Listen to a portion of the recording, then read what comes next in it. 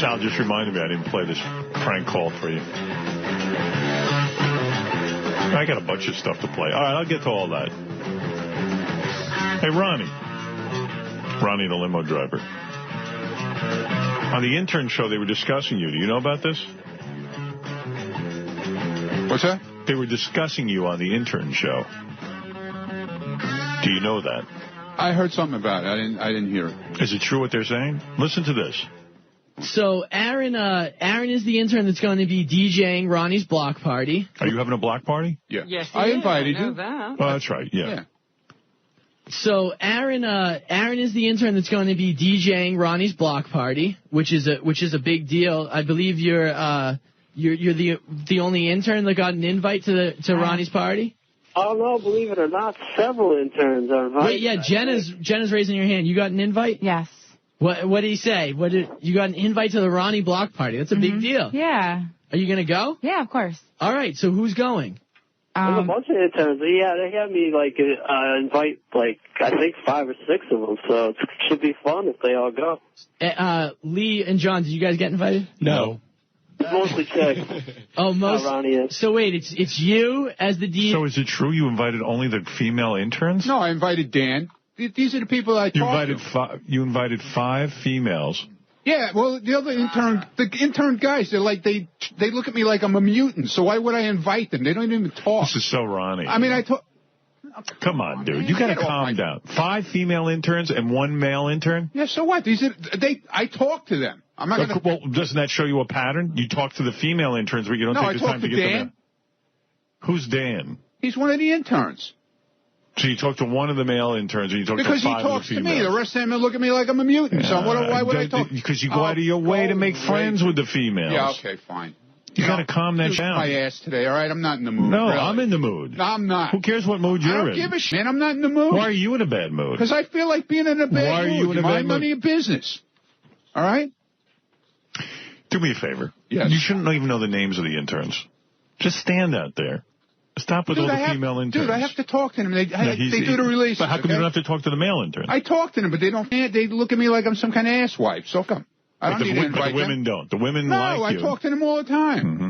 Yeah, all right. Go ahead, Benji, right? Am I right, Robin, or no? You are absolutely right. Right. And, this is what we point out every time. But how does it Ronnie's conducting what his the own did I do? hall. I didn't do anything. How does it make the uninvited interns feel? Oh, like crap, I'm sure. Either invite all of them or don't invite any of them. All right, fine. They're all invited, okay? Well, go out and invite them. Yeah. You happy? Yeah, I am happy. Good. Who gives a shit? Oh. Because of Ronnie. It's embarrassing to me, your behavior. What has it got to do with you? Why is it You work here with me. I'm the one who put you here. Do you remember that? Yeah, I understand that. Remember you used to sit in a limo all day, and now I elevated you to security? What does that have to do with you? So you make friends with all the female interns. No, I didn't make friends. And none of the male interns. Yeah, okay. No, Notice they all look at you strange, but the females don't. You don't see a pattern there. Yeah, okay. Scores, man. Yeah, okay. Right. Fine. Get it together. Invite all of them or invite none of them? Right, okay. I invited all of them. Mr. Flirtatious. Yeah, right. Look at you. You're on fire out there. Yeah, right. Calm down out there. And calm down. What is going on with him? This is his personality. He's got some personality. And then he gets behind the wheel. And I tell you, sometimes he's jerking that car, and he's like crazy. Wow. He's wild. He's an angry guy. He's not in a mood. Don't start with him. I'm in the mood. I mean, look at the intern show. He's doling out special favors. They gave him that he gets better treatment. Yeah, they gave him the biggest flirt award. Yeah. What is that? Listen to this. Flirt? I'm not a flirt, man. Women just love me, and that's the way it's supposed to be. Yeah, well, women. I see the women are flocking.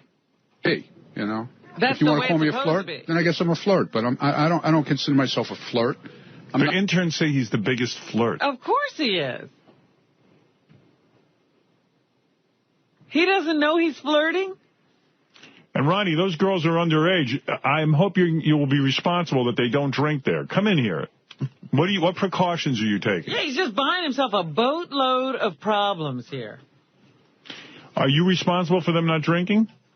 They're all overage. They're all like 22, 23. They are? Yeah.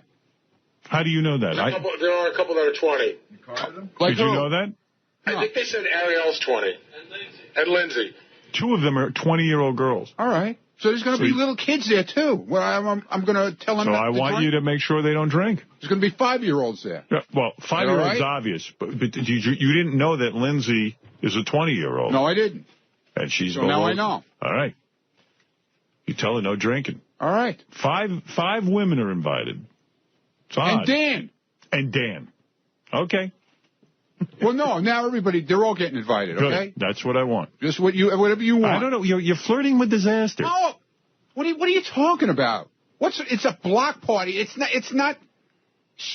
What do you need interns at a block What's party? the I've never big once deal? invited an intern to a block party. What is the big deal? Well, why not? They don't get paid for anything around here. Yeah, but that's And right. But they get college what's credit going on, for learning. And they want to be part of the show.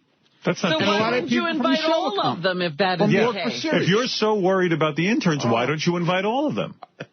They're why do you all leave some working out? for free. What do You mean they all want to be a part of the show, but somehow the girls are? Because I'm right. This is what you do when you're wrong. You go, oh, don't break my ass. But, dude, if you're so worried. If people don't talk to you, why would you invite them? Would you invite people that don't talk to you to your party? But why is it only women are talking to you? I don't know. Oh, Dan you don't talks know. to me. Do you think maybe you have a different Dan attitude talks with to the me. women? He's a man. All right, that happened. He's not a girl. But do you notice for the most part it's just women who want to talk to you? Maybe it's the vibe you send out? And if you're going to invite interns and you're so worried about their internship and them learning, since that's now your role. No, not learning. I just figured they felt You're worried about the interns. You're worried that you invited the interns because you're worried they are left out. So if you're worried about them being left out, why are you leaving out some of the interns? Because they don't talk to me. Why would I invite do you ever people that notice don't why they all talk have to me? penises? Okay, thank you. Right. Thank you. What do you lost your How many female interns are there? Is it possible that you're friendlier to the female interns? Maybe because they're nicer to me. But wait a minute. How many female interns are there? 5. And all 5 got invited. Right, because they all talk to me.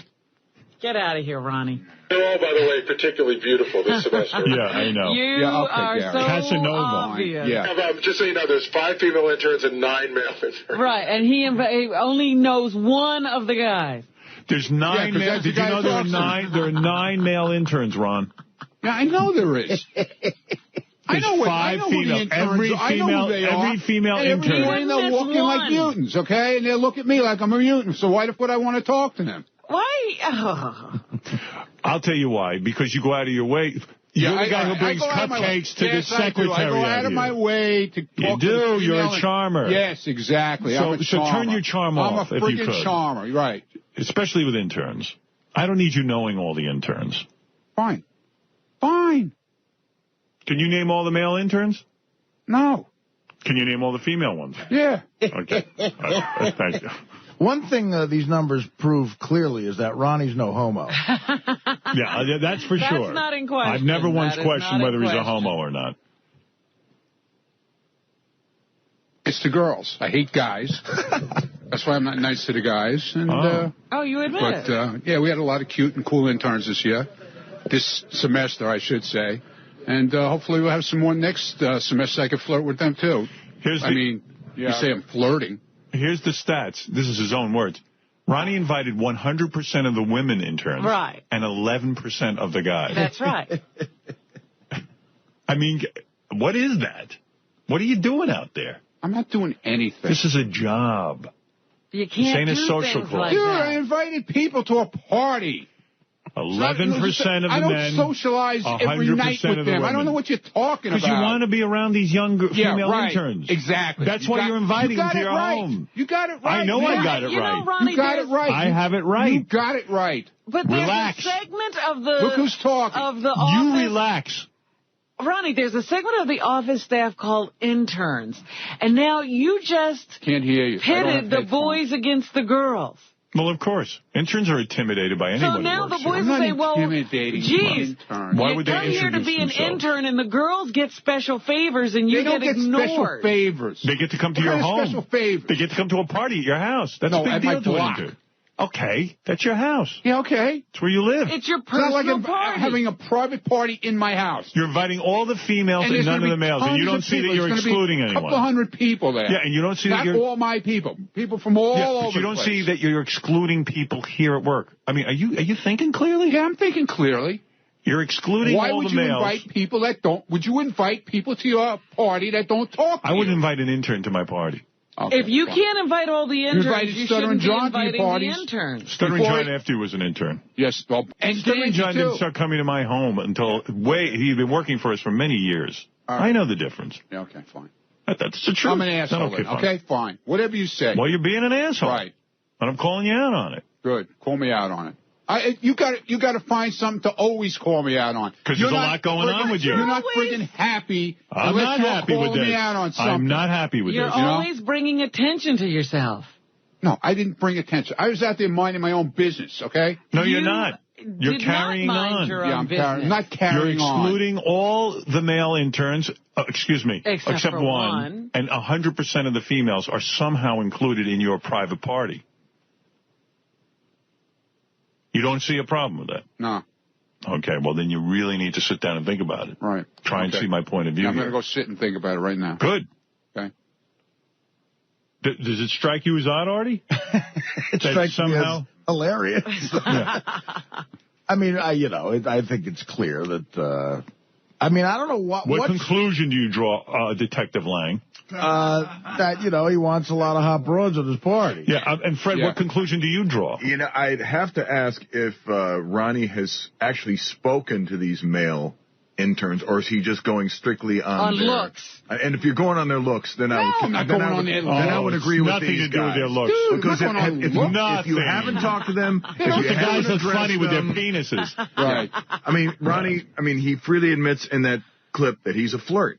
And I don't know. And he's not interested in male interns. Right. He doesn't even like them. They bore him. He doesn't like them before he even meets them. They bore me, right. Well, listen, you got to develop a personality where you just don't see penis and vagina. I want to be the scumbag I really am. No. Okay? Seriously, develop a personality I or want you to take be away happy the one you because have. You like it the way I am now. Ronnie. You love it Ronnie, the way I am. listen to me. You know? Ronnie. Ron. Dude, there's no talking to you. Ron. There Why isn't am I on wasting this. my time As for? far as this topic goes, there isn't one. As far as you're concerned, the interns have no gender. If you're inviting interns, you love them all, and you invite them all. Right. Oh, he didn't need any guys there. What's the hot interns? What do you need guys for? You shouldn't even know what they look like. He's there. They don't need any other guy. I don't know what anybody looks like anymore. Good. Stop looking. Right. All right. Now you can leave. Am I Flirt done now? with the guys done. as much as the girls. Go flirt with the male interns. Are you finished with me? Take a few male interns under your wing, okay? By the way, the question I have is... It looks bad. That's all I'm saying. You were done. The guy who's the lone male. Yeah. Is there something about him that's special? The other guys? He brings. What is it? He's the guy that gets everybody our breakfast, so that's how we all interact with him every day. Basically, He doesn't get my breakfast, Gary. So he kind of looks at him as a female in a way. No, he doesn't get my Subservient breakfast. person. I don't get breakfast. He doesn't do anything for me, okay? My point is, if you're inviting interns, when you're inviting interns, it's very suspicious when all 5 beautiful interns are the ones invited. Good. I'm sending out a message to the male interns. No, you're doing a... Don't act like an asshole. Don't send out a message at work. All right? This is work. This isn't your personal life. Don't send out messages. Personal life. What are you bringing my personal life? This is your work. I didn't bring. I said this is work. Bringing it in. This isn't your personal Don't bring life. my personal life into it. I didn't bring your personal life. It isn't your personal life, but you're bringing it in. You're bringing it into your personal life. It is personal. Oh, my God. Because if it was business, he'd invite everybody. Right.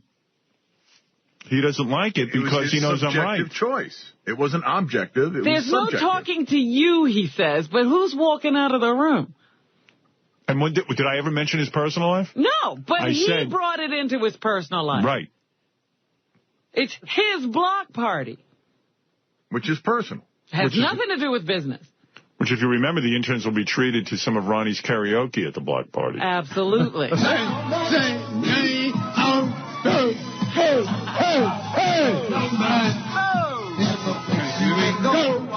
Young man. Go, young man. Wow.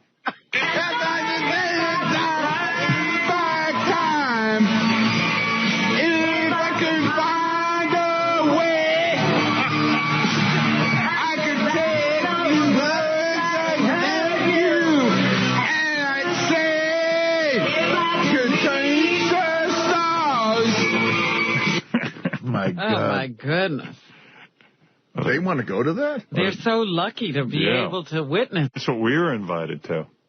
Put your left foot in and you shake it all about. You do the hopey copey, hopey pokey. That's what it's all about. You push your whole self out. Push your whole... Hopey copey? Was that really the block party? Yeah.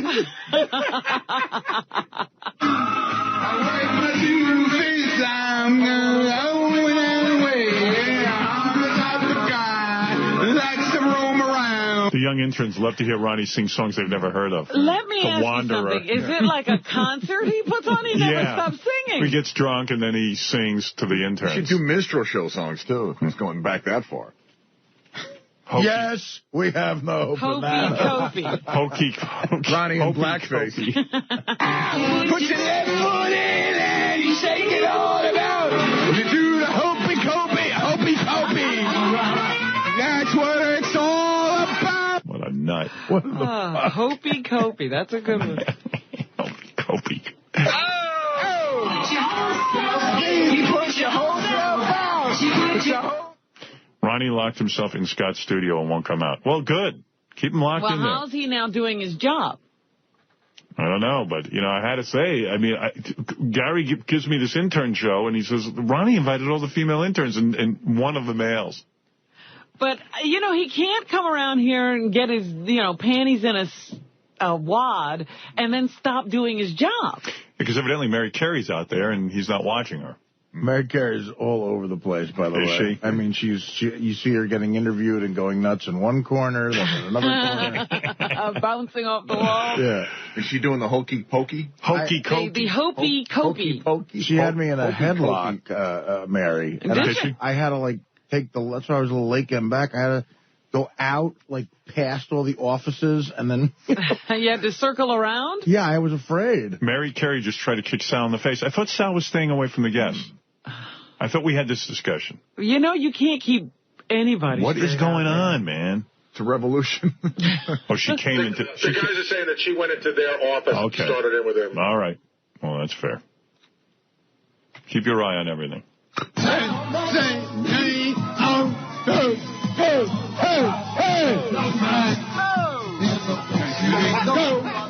Young man. He's got some personality. Young man.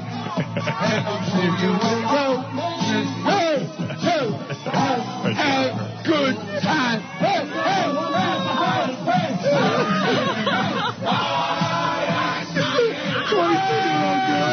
What? 22-year-old girls. I can't believe they want to go in. What? I'm just thinking of the reality. These are 22-year-old hot chicks. They go to this guy's party. Well, they hear him do the Wanderer. And he could only think to invite the 5 beautiful interns. Yeah, but there's no pattern there.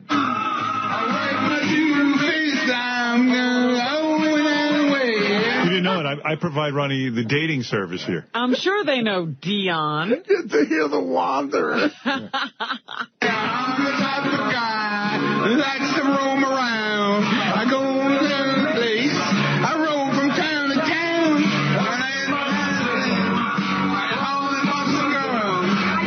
Oh, God, that's great. If I were a hot chick, I'd want to go. Yeah. They look at it like visiting a nursing home. Yeah, I'm sure the male interns don't feel slighted at all. No. He doesn't think ugly guys would want to hear him sing? A lot of the interns, though, are trying to get involved with the show and do things, so I invited him. Because he's worried about him. Involved with the show. Taking him under the wing. He's involved with the show. He's worried about their involvement. I'm sure he is. Yeah. It's great how he took He them. wants to be involved with him. I don't like them adrift. Him and Sal are about to equal. What is it, Dougie? He just barricaded himself into a green room. Now he's taking over a green room? There's such a funny formula for disaster this year with when Ronnie gets drunk.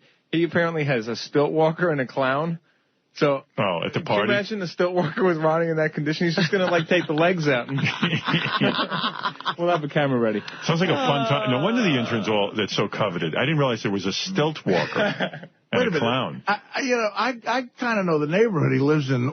This guy's walking around on stilts? I don't know. He told me the other day. He's hired a stilt walker for the party. Well, they closed down the whole block. But, I mean, it's not like a party like, the Great Gatsby used to throw it. No. Acres of land. That's in the middle of the street. It's in the street. There's so many people at this block party. It's like everyone invites 100 people. Wow.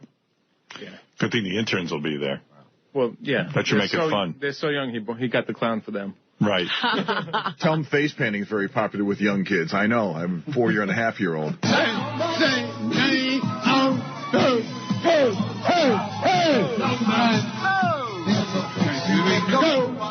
Young man. Right? Here's another one.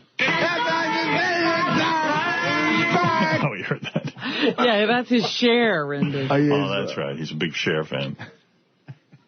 That's great, too. There's a Cher fan. Hey, girls, want to hear me sing Cher? Who? Cher. What's funnier, that Ronnie's a big Cher fan or that Sal was the Beastie Boys fan club president? It's all pathetic. Equally funny. I mean, look, Sal is so, engrossed in black culture. Like the rap group and, Hey, can I do something nice? Christopher Reeves and his wife, Dana. I'm just thinking about if I lived on that block and I'm a neighbor of Ronnie's and I got to sit there and listen to that loud music all day and him, squalling into that. I think the only reason Ronnie calls it a block party is because he's going to take over the block. Disturb the entire block. What are you doing, locking yourself in a room? He does that in his own backyard. You're supposed to be doing security. Why? Mary Carey's running around kicking Sal in the face. Good. And you're Good. So am I. I'm helping her.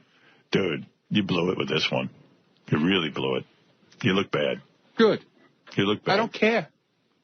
I don't give a shit. Can you now apologize to the interns? No. And say... I already gave them invitations, okay? Yeah, but that was under duress. That's a great invitation to get. Let them not come. I don't give a shit. Okay? To invite. Yeah, okay, Robin. Yeah. Is there anything else? How about all the people you leave out of your parties? At least I leave them out. Yeah. I'm not wholesale selecting people out of groups. Yeah, you just pick the people you hate that you leave out. You don't really, honestly, between us, you don't really see a problem with just inviting all the hot female interns? Dude, why do you have such a problem when I have a block party? And it's not my block party. I don't have a party. Have I ever mentioned your block party? Have I ever said a problem with it? No. Every year I have no knock problem the shit with out of it. Do I knock your dinner parties? I didn't knock your... Do I say anything about what you do? No. Why does that bother you? I don't invite 5 female interns. The people on my block I don't invite a harem. That bothers you. I don't invite a harem. Why does it bother you if other people have a good time? Ron, you can't... Why are you deflecting, Ronnie? Why are you deflecting? This isn't about your block party. Have all the block parties you want. No, it's you're about... making fun. You're making fun because we're drunk and we're singing karaoke. Interns are a special category here. They're college students. Right. Okay, who work... These aren't Ronnie's angels. I didn't say they were. Okay? Well, you don't invite 5 female interns and leave out every male intern. Either invite the interns or don't. Right, okay. It looks bad. Okay, fine. That's all I'm saying. Okay. I'm not putting you down for having a block party. They're all invited now, okay? All invited. Don't do me any favors. I'm sure those guys who you've already indicated you don't want there are happy now. Dude, you don't talk to me. I don't have to be, He's a baby. Yeah, We've got another baby here we have to take care of. Yeah, you're a baby. You're a baby. And you're acting like a baby. They don't talk to me. Wow. Whatever. Why would... Yeah, I like girls. Yeah, what about the people you don't invite to your show? They don't talk to me. Yeah, okay, fine. Yeah, you're perfect. You're perfect also back there behind the glass. Last year, Ronnie had a bouncy house. He was I had one this year, He was drunk, jumping around in the bouncy house. Ronnie didn't have a bouncy house. Okay? The block had a bouncy house, okay? There's Ronnie. Are those interns he's in the bouncy house? No, there's no interns there, okay? Thank God. 60-year-old man in a bouncy house. 60-year-old man. Rich, why don't you get the fatty? Because I'm so sick of you. I'm going to punch your fights out. I swear to God. You keep it up. You just keep it up. Everybody Everybody here needs protection from Ronnie. Yeah, good. I know. I got to hire a security guard. Yeah, good. Help yourself. All the male interns are back there pissed they weren't invited. Yeah, good. Let them be fine. I see. Yeah, fine.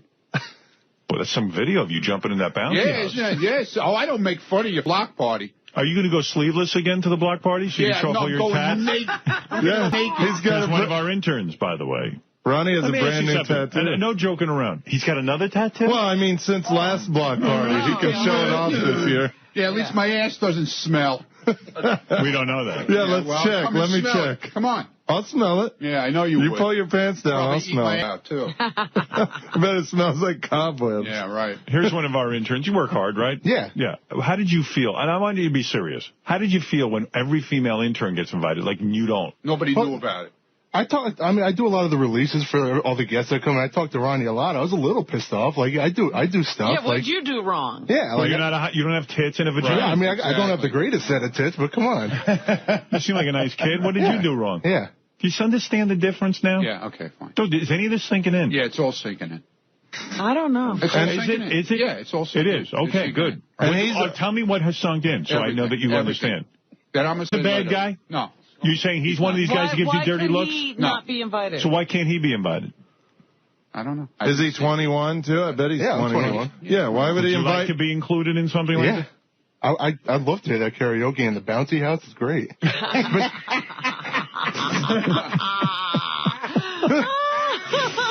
That sounds better than half the parties I go to at school. Are the female interns better people than you? Is that what it is? Apparently. Do they work harder? Apparently. Yeah. Do you have less interest in being around the show staff? No. No. Yeah. That's what yeah. That's a good guy. I've talked to this kid. He's a good kid. You know, it's funny that this is Steve's actually his second semester here, so he's been around for a while. Yeah, I know. And Ronnie doesn't invite him. And you've been nice to Ronnie, haven't you? I mean, we've always gotten along. I didn't ask if anybody was nice to me, all right? You said they're all pricks. They're not nice to you. I didn't say pricks. You see. All right, what was the word you used? They look at you like you're an idiot. A mutant. Do you look at him? Do you look at Ronnie? Okay? So Steve looks at you like you're a mutant? No. So why did he invite him? Because I haven't seen him. He hasn't been around. He's not here all the time. Is that true? My goodness, Ronnie. I'm here 2 mornings a week. I do most of the releases. I sit right next to John. You were here yesterday, weren't you? Yeah. And he didn't invite you then. Well, no. So Ronnie, he's here 2 days a week. None of the chicks are here right now. Just go on to whatever his name you were doing with the wheelchair guy who passed away. Go back to that. Artie has a good. Off me already, will you please? Artie has a good point. There's a problem here. I got a problem with this. You always got a problem with me. I don't always have a problem with you, but I have many problems with you. Yes. You have a lot of problems with me. Yeah. I do have problems with you. I'm such a shag to you. I didn't say you were a shag to me. Hey, Howard, you know, a good point is a lot of these girl interns aren't even here in the morning. They don't even really converse with Ronnie. Asshole, they're all here in the morning. There's none out there right now. Where are they now? No one's here now. Steve's here. Because it's Sausage Thursday, that's why. He even has a name for it. Who named it? Sausage Thursday, Me. you? Yeah. Because when guys are around, it's Sausage Thursday. Right, exactly. And you're not happy. You're in a mood. You're in a mood. What do you think I'm such a... Ronnie, never go on the stand in criminal court because you're going to do yourself in. Good. And I love how all the girls have to talk to Ronnie. Like, all the guys are afraid to talk to you, but all the girls have to talk to you because you're so hot. Yeah, right. Mr. Angry over there. What did I do? Angry Mr. Will. No. Nobody likes Will either. I tell you, if I had a party, I would invite all the interns. They all say how angry you are. And what were you going to card these people when they showed up to your place? Because you didn't even know who was underage. So how were you going to deal with that? Hey, Will. You're an idiot. There were some holes in the plan. Yeah, exactly. No, I know what the plan was. It was to get wasted and try and molest the crap out of these girls. Yeah, exactly. Yeah, okay, Will. You want to start throwing shit on the table? No. I'm on the table. Believe me, you don't want to go down that road either. No, I can go down that road. I'll go down that road too. Hey, we're both easy unhappy. We're just talking about the interns. Look, I think we all are dying to go down that road. That's right. Please go down that road. Yeah, we're going to talk about the interns. Let's not go down any other road. Let's go down the road. I bet Ronnie was... Although the road does sound interesting. Yeah, it does. I'm anxious for the road. Come on, Big Shot. You want to go down the road with me? Maybe we shouldn't. No, don't go down any road. Maybe the road is dangerous. Trust me. Fucking asshole. Come on. I bet Ronnie was Come on, asshole. You're not talking now. Ronnie, you got as much shit as I do, so don't act like that. I got tons of shit on you right now, man. That girl be throwing that brain right in your face. Okay. Come on, don't do that. Tough guy all of a sudden. Yeah, exactly. Oh, my God. Over an intern party, you're going to be this much of a prick. Look at you. It's called busting balls. No, you're starting. I'm busting balls too. Nah, okay? come on, Ron. yeah, Don't go busting there, balls. Ron. Come on. Come on, be a man. Look at this. Take your beating, and that's it. Yeah, I take my beating. Nobody else can take the beating, right? No, you got to take your beating on this. You did the wrong thing. No, but when I want to beat him, it's no good. Oh, don't go there. Don't go there. Oh, don't go there. Go there. You guys want to go there? I'm trying to save both of you. Don't go there. Let's not go anywhere but here. You were wrong. Come on. Now apologize to me, please. You should apologize. Seriously. This is ridiculous. Yeah, I'll apologize. I bet Ronnie was so excited to show those girls his tats. Like, they don't get to see him at work. Will you go sleeveless? Will you wear the, because I know you like to. I'm going to go naked, okay? No, are you going to wear I'm going to go naked. Because you like to have your, for your block party, you like to have your tattoo Yes, definitely. shown. Yes, you will. And it's not my block party. No, your block party with your neighbors. Are you going to have a muscle shirt on? Yes, of course. Oh, good. Definitely. Okay. Definitely. I just want to know what the attire is. I want you to make sure that you see it on that Monday morning. Well, all the girls will see all of his tats. Yes, exactly. That salamander. Right. He wears those little short denim shorts, too. Those are the best, those little short shorts. My short shorts, right. Well, then he deserves to be in the bouncy house. Now, are you going to show the interns Dressed like a toddler. Are you going to show all the girl interns your Earnhardt memorabilia in your house? Yeah, I'm going to take them down to private showings in my basement. Hey, Ralph, you're on the air. Okay. Go down the road. Go down the road. I don't know. There'll be bodies on the road. I smell a marriage. There'll be a lot of bodies. Hey, I hate to do this, but I got to defend Ronnie. What do you mean? Why? Why does he have to invite everybody to the station? You got to understand something, Ralph. I don't know if you're joking around. No, I'm but really the not. fact of the matter is. Yeah, really. Why? Listen. He is one of my guys who is here at, Sirius has hired him. Okay. He is a senior staff member. Okay.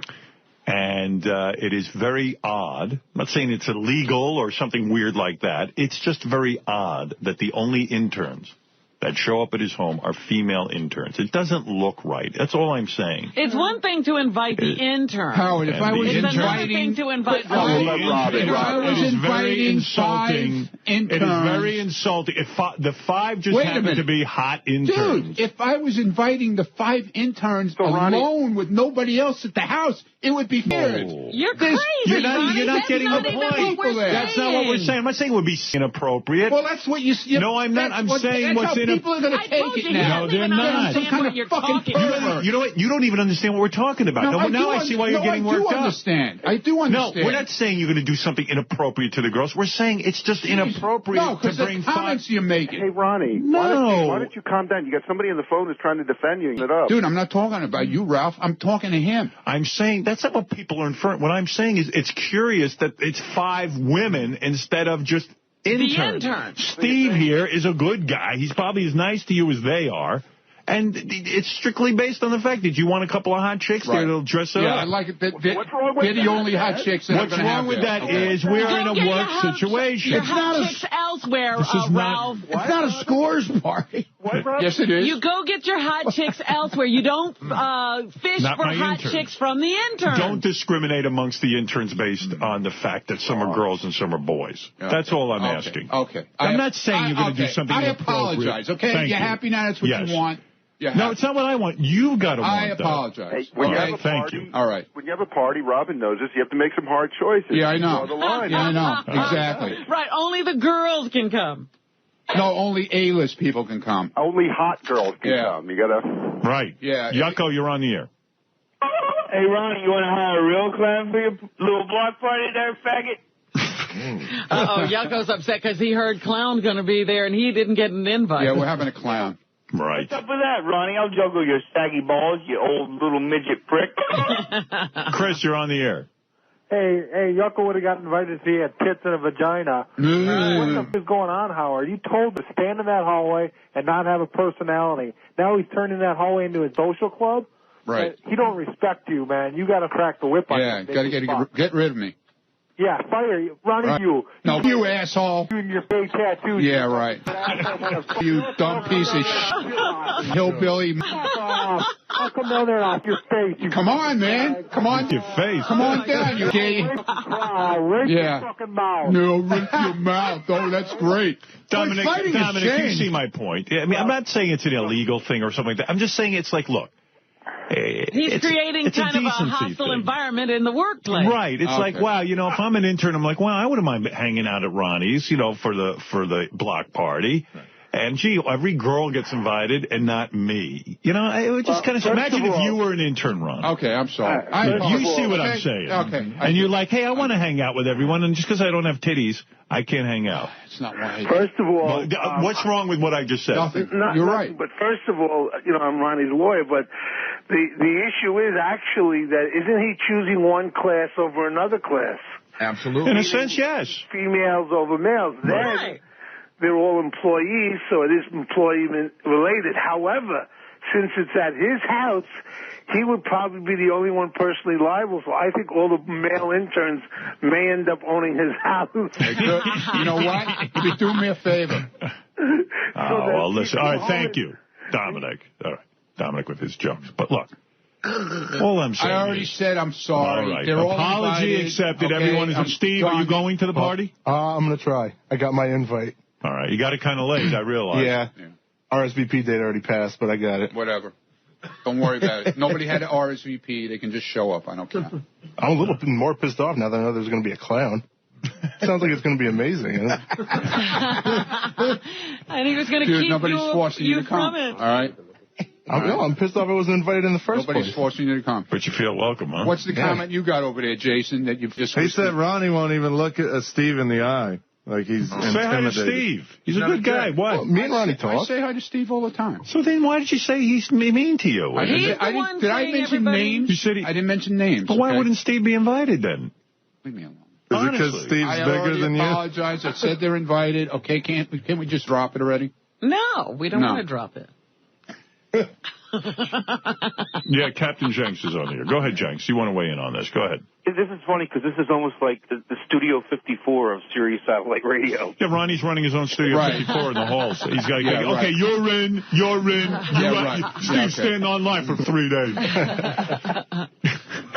Studio 64. Like you're his age. You're in. Red Will, keep it up, man. It's a Come joke, on, you let's go. fucking old midget. Come on, Calm down. Come on, let's dump the shot on the table. Oh, Come on. Jesus Christ. Come on, Big Shot. Make a joke. Come on. I'm sorry. I didn't mean to make a joke about you. Come on, Big Shot. Come on. Jesus Christ with you. I'm ready to go to the mat with this whole thing. You can let out whatever Sounds you want like to you are. Whatever you want to let out, I want to let out on you. Ronnie, okay? it's a show. Come on, man. Down. Come on. All right. Come on. Okay, all right. I could see that there's a lot of tempers that are heated up. Come on, Will. Accusations are flying. Will, do you have inside information? Yeah, he's got plenty Do you of have inside information that Ronnie's 64? Come on. Well, we're going to move along. No secret. Accusations are Ronnie, retaliate and say Will's age. What are you getting all bent out of shape for? Come on, Jeez. Will. You're the one who started it. You said you got shot on me. Come on. No, you said that. No, Anthony, you said you're it on first, the air. dude. He doesn't have any shit on you. Go ahead, Ronnie. Ronnie, listen to Anthony. He wants to talk.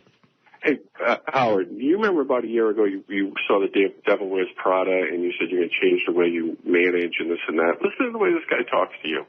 I know, it's horrible. Imagine Meryl Streep's character putting up with this. Hey, fuck you. Dude, listen to him. Yeah, this is his way. Right, exactly. This is my way. It's a turn-off. Right. It's a turn-off. It is. You or, I don't care. I don't care. Shut up. You're the only guy who wouldn't even do the chin-ups yesterday. He wears these. Dude, I was downstairs yesterday, okay? You have no guns, Ronnie. Yeah, right. Okay. I don't need guns, okay? You put your cut-off sleeve shirt on, you look like an idiot. If you're wearing a muscle shirt, you should do your pull-ups. Yeah, okay. A muscle shirt. What happened to you yesterday, by the way, when they said... I said I was downstairs. Oh. You ran. I ran. I did. I ran. He could still do push-ups right now. I'm not doing you anything. You ran out of the room. Okay, you asshole. There you go. I'm an asshole. Dude, I wasn't talking to you, so mind your business, all right? Hang up your phone. All right. See, All right, thank you. Ronnie should be in a good mood today. He was so happy yesterday. He got to have lunch with Artie. He got to follow Artie around. Well, don't let on him the have set. lunch with you anymore because Yeah, you know what? He's not a girl. All right, Artie, He's not a girl. I won't come to the set today, okay? You only invite girls. Only invite sorry. girls. What are you doing giving away set visits I'm to sorry, Ronnie? I'm sorry. Ronnie, based on your logic, why would he invite you to the set? You're not a girl. He invited me to come today. I'm not You can going. be nice to I won't guys, go. too. I'm not going. Steve, Why? I'm not saying this. They are. Why would Steve, would you do me a I'm not going to favor? go. Why would okay? you punish me and I'm not not go? punishing you. Oh, yeah, I'm not punishing Steve, would you do me a favor? Yes. Will you be my reporter, my eyes and ears at this block party? No, he says he's not sure he's coming. Okay. No, I'm going to come. Maybe you should What, is it designate circus somebody. No, maybe you better designate one of the guys. No, I want Steve to do it. Steve, because I know you'd like a shot on the air. Yeah. You deserve a chance, so please. Why not Dan? No, Steve. What's wrong with Dan? Because Steve is here. And Steve, bring a recorder because we got to get Ronnie singing this year too. Yeah, too bad you won't be there. I'm busy that There's way. a rumor. busy, There's yeah. a rumor. I can't rumors. imagine Yeah, that this more is true. rumors, Did you yeah. invite the Penthouse girls from yesterday to the block No, I party? did not. That's horseshit. Whoever put that down. Sorry, never happened. Who heard that rumor? Yeah, I want to know who heard that one. Did he invite him somewhere else though? No, I didn't invite him anywhere. Moron. Dorian, you're on the air. Hi, Ronnie. I'm a young hot girl. Can I come to your house? Sure, baby. Yeah, exactly. You definitely can. I love it. It's great. I'll jump there and jump on your balls. Yeah, good. What? By the way, what is that song you sing? What's the dance? The Hokey Copey. No, the Hokey Copey. What? Say it again. The Hokey Pokey. Hokey Pokey. I was drunk. You know the name is Hokey Pokey. Yeah, right? I do. I was drunk. Were you? Yeah. Do you know how to do the Hokey Pokey, Ronnie? No. Could you dance? Do it now. No, you do, I'm sure. Are you dancing? Hillbilly from Arkansas would know how to do it. My name is Father Guru. And today's lesson is Hokey Pokey. So get up out of your seat. All right, everybody. Come on, Ronnie. I'll do it with you. Yeah, go ahead. Get out there. Get out there and do it. Do it with them. No, I don't want to do it. Will I'm and not Richard are any- doing it. Yeah, good for them. Look how good they do it. Put your left foot in and you shake it all about. You do the hopey copey, hopey copey. That's what it's all about. Oh. You put your whole self out. I'm sorry I had a good time. I'm sorry. Does that really feel that I'm apologizing for that, too. How good could you feel? that good? Yeah, Robin's right. How good could you feel? we had a lot of fun. We had a good time. We had a lot of Sound fun. like fun. Really, go improve your personality up. I'll do that, Steve, too. be my eyes and ears. I will. Sorry, thank you. And All right. Artie, I won't come. Don't worry. Well, come. Good. You have to come. Yeah, he's going to have girls there. We're having more fluffernutters. By the way, this just in, Bubba the Love Sponge is making Hopey Copey t-shirts. They're on sale as we speak. Hopey Copey. I might actually have to buy one of those. Yes, Ronnie's Angels, appearing at a block party near you. Hello, angels. Hello, Angels. Hello, Angels. Girls, I have an assignment. Come to my block party and dress it up. I know it seems like a silly assignment, girls, but I need you at the block party because there's a stilt walker there I want you to keep your eye on. What a gig. That guy's got a stilt walker. Thank God every day I'm not a stilt walker. A clown suit. Ooh, that's rough. Thank you, Angels. I mean, interns. Ronnie's intern. Ronnie's intern. What do you got today? What do you got today, Ed? I'm working a block party in Queens. For Ronnie. Hello, interns. Hello, interns. No, I'm on the squawk box here. Hello, interns. Girls, I need you to get into skimpy outfits and show up at the block party. Here's what I need you to do. There's a clown there that I'm very suspicious of. Wait a second. That angel has a cock. You're not invited. Get out of here. Cockadoodle nothing. Only Bosley can come. Right. Bosley is that other That's intern. the What's guy that? he did invite. Dan. Dan. Bosley. Dan Bosley, we should call him. We should call Dan Bosley. Say hello, interns, again. A little hatchet. All right. Come here. Say hello, interns, again. Hello, interns. Hello, You've got a cock.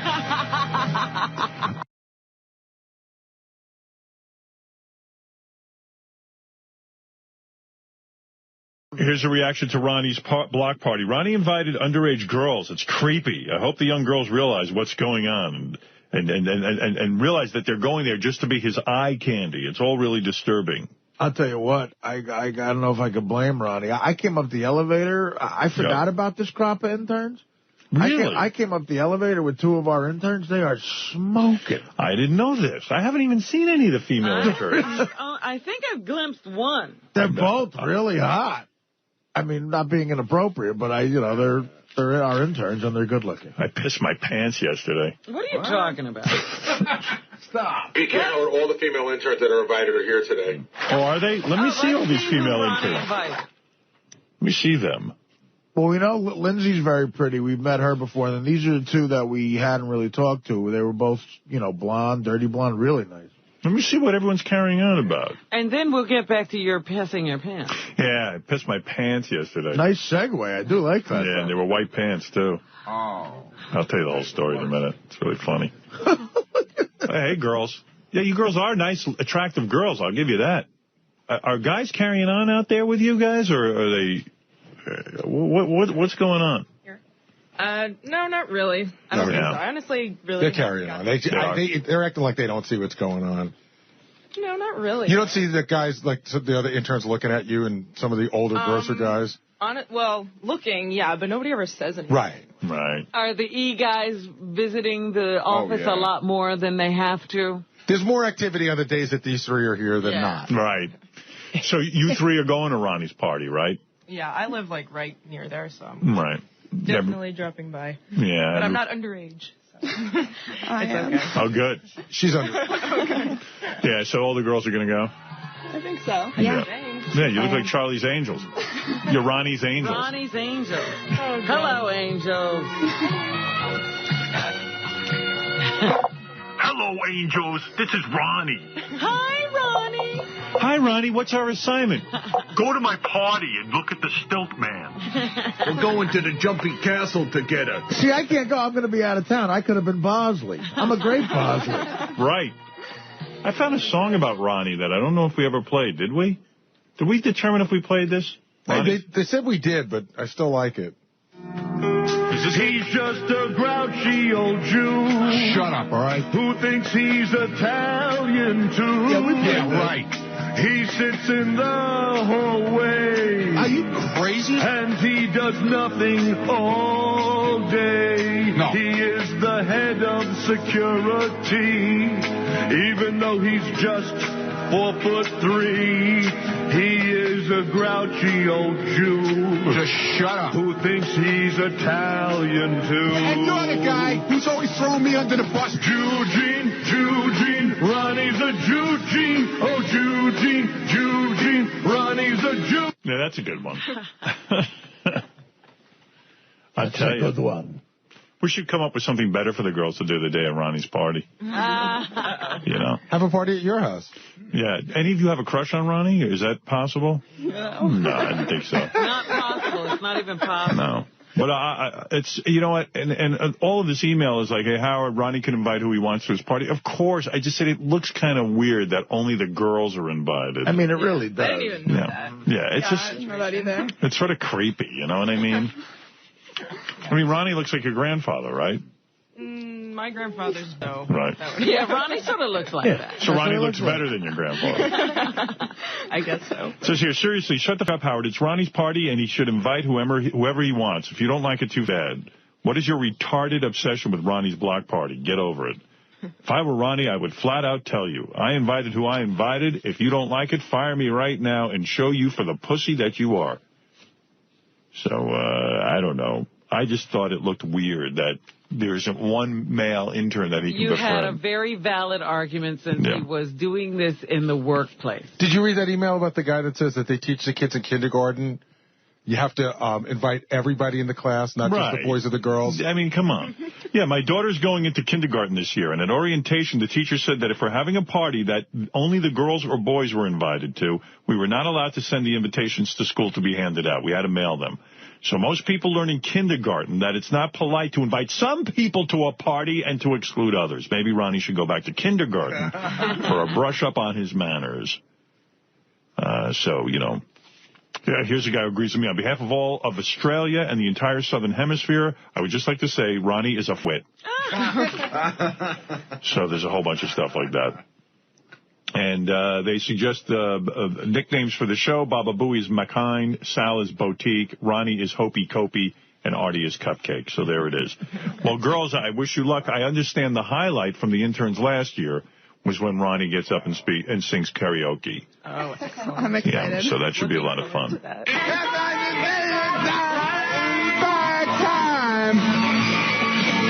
I could find a way,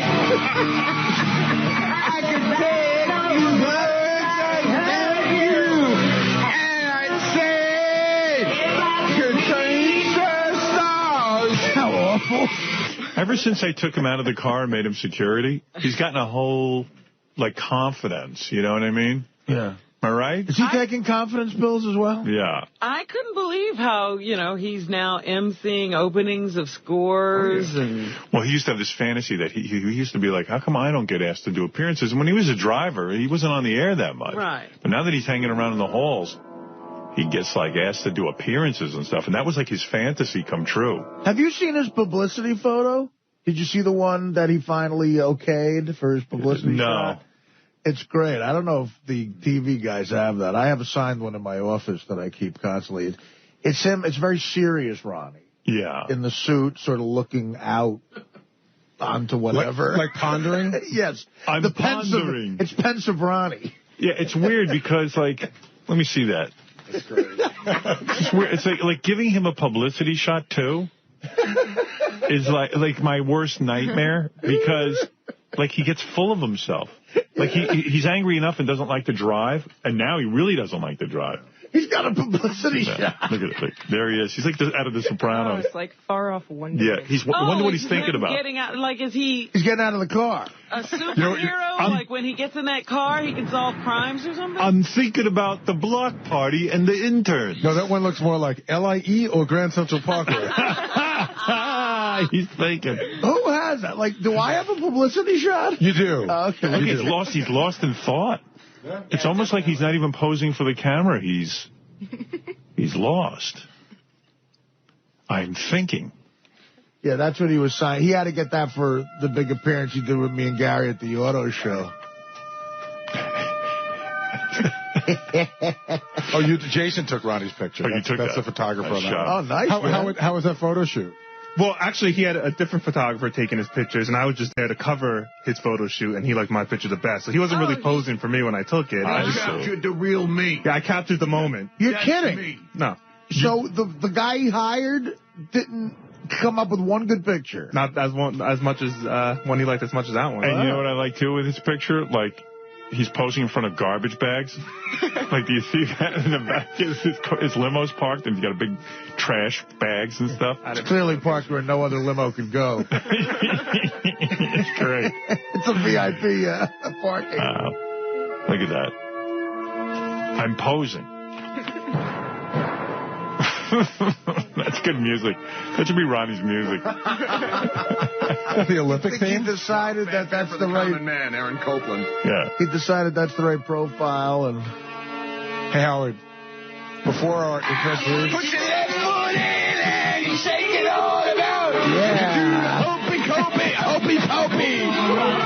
That's what it's all about. Oh. What? before our interns leave, we have one funny story about one of our interns, Ariel. She was on 2020 when she was 14. No kidding. Her father found her flirting with older guys on the internet and busted her. Wow, really? No. What happened? What happened? He was afraid that there would be internet predators coming after me.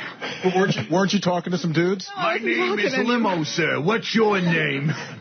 Well, you look old. Have you been that tall for a while? Did you get tall? Yeah, so he probably was like, because you look older. You never, so what happened? Your dad found out you were chatting? I wasn't really chatting with anyone. He never caught you? Well, he caught guys asking me to send them stuff. Oh, so you were chatting? But with friends. And then all of a sudden some guy would go, hey, send me some stuff. He'd say, send me a sexy picture of you. And my dad threatened to send one of him. But weren't the guys that were asking, they weren't like schoolmates, they were older men, right? They weren't that old, like mid-20s. But I was 14, so I guess. Yeah, they were that old. Your dad did that spyware stuff on you? Yeah. Yeah. Yeah, that's pretty cool. It would have been funny if he had just gone ahead and sent the pictures. Yeah, sexy. And you got to realize when you go to this party, picture of his penis. Those guys who were that old back then, right now, are still about 40 years younger than Ronnie.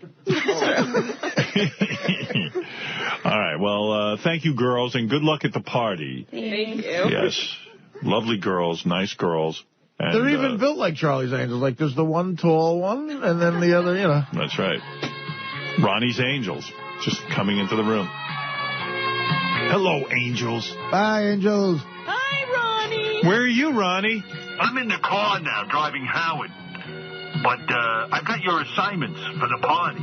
We thought you'd be here, Ronnie. I can't be with you now, Ronnie's Angels, but I can give you your assignments if you would like them. Okay, what's going on? What are you angels wearing? Because it'll be necessary for your undercover wig. We're wearing our T-shirts and hot pants. Panties? Or no panties? Bosley can give you the details. I'm wearing a thong. Angels, you've been doing a great job. Thanks, Ronnie. You know, at the party, there'll be a bouncy room and stealth walkers and clowns. I suspect there will be a murder in the bouncy room. We have information they've sabotaged the bouncy room. Okay, That's so right. you want us to stake out the bouncy room? That's right, Angels. You'll need to be in the bouncy room almost 90% of your time at the block party. I'll be your clue, your secret code will be when I say hopey popey. Hopey copey. Hokey popey. Hopey copey. Hopey copey. And what do we do when you say that? See, everyone will think I'm an idiot up there singing, and I'll make fun of myself, but that is your secret code for hopey pokey. A vandal has removed all the Cher from the karaoke machine. And remember, no bras, Angels. Why is that, Ronnie? Is that because we have to hide our guns or something, or it's part of our costume to be undercover? No, because it's my block party, and guys want to see you with no bra. What are we, homos?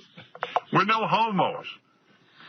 But if we're in the bouncy room, we're going to be going, our breasts are going to be flopping all over the place. That's right. I need you to jump up and down in 90-degree heat so your nipples should be poking through this little outfits I have you dressed in. Oh, Ronnie. Just kidding, girl. Not really. Just keep waiting for Hopey Popey. All right, Ronnie. We'll realize that when you're up there singing like an idiot, you're just pretending. Wait a second. You're no angel. You have a cock. I don't order this angel.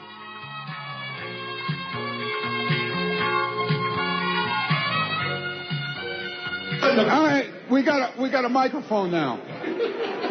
Good news. Look at these chicks, man. What's up? Here's Ronnie's big appearance in Vegas. That's his Scores appearance. This is where he got up and did stand-up. Oh. Yeah! All right, we're going to do a very special thing tonight. I want everybody to get real serious. Serious? You got it? Serious? All right, you see this robe? Oh, my goodness. What's the matter, Robin? You can't sit through this? No. If I insult Ronnie's stand-up, will he get as offended as Shuley? This is Ronnie's Angels. You're going to call him a hack? No, this is original. This is the opening to the Ronnie's Angels movie. No, it's original. Ronnie's on stage at Scores opening. Right. And he's the Angels are in the room. This is Ronnie up on stage, killing time so the Angels can do investigative work. I look like a homo or what? Look at this. I look like Mr. NASCAR in a bathrobe. I got sponsors on my bathrobe. You believe this shit? Look at this. Look. How cool is this? When we're at the block party, I want you to keep on a lookout for a woman named Bonnie. She's very dangerous. She could interrupt my dating, you angels. Tackle her. Tackle her. Lock her in a box. All right, we're doing a very special thing tonight for the Cancer Society, Cancer Kids. Uh-oh. We are going to auction off this bathrobe. Ronnie's bathrobe. Wow. Is that really an item? Yeah. It's his bathrobe? You had to see this thing. I felt so bad. It's the Scores wanted to auction it off, so they gave him this bathrobe, and it had different patches at different spots. It's like there was a big Serious patch and a big Scores patch and like a whole bunch of stuff. And Ronnie was trying to auction it off in front of a bunch of people who really just wanted to see naked chicks. Those are not naked chicks. Those are my angels. Why would somebody at Scores need his bathrobe? I don't know. And they were auctioning it off for, like, dying cancer kids. I tell you, people just wanted to see pussy, and it's like Ronnie's up there with the robe and dying cancer kids. It was just getting weird. Yeah, you don't go to a strip club to hear about cancer. I mean, wow. How many kids is Ronnie's shitty bathrobe going to save? It's Ronnie's bathrobe with Scores things on it. Cancer kids all over are going, you know what? He's not going to raise any money with that robe. We're dead. We don't have a shot. We're dead meat. And how did that money make its way out of Scores to the cancer thing? You know what I mean? Like, was there enough money actually to get out of Scores? And what I'm going to do is I'm going to take this bathrobe off right now, and I'm going to put it on one of these lovely girls, and they're going to get naked under the robe. All right? And then we're going to auction off the robe. And then we're trying to raise money for 9-year-old little Heather, who's dying of leukemia. Hopefully she'll grow up so she can be under the robe naked. So we're going to do something really creepy now to raise money for the cancer kids. We're going to mix creepy and really good charity work together and see if we can pull this off. That's crazy. yeah, I want to thank Ronnie's Angels. Nothing like cancer to kill my boner. Yeah, really, oof. We're going to raise some money now for cancer. How is that? Anybody ever have somebody die of cancer in their family?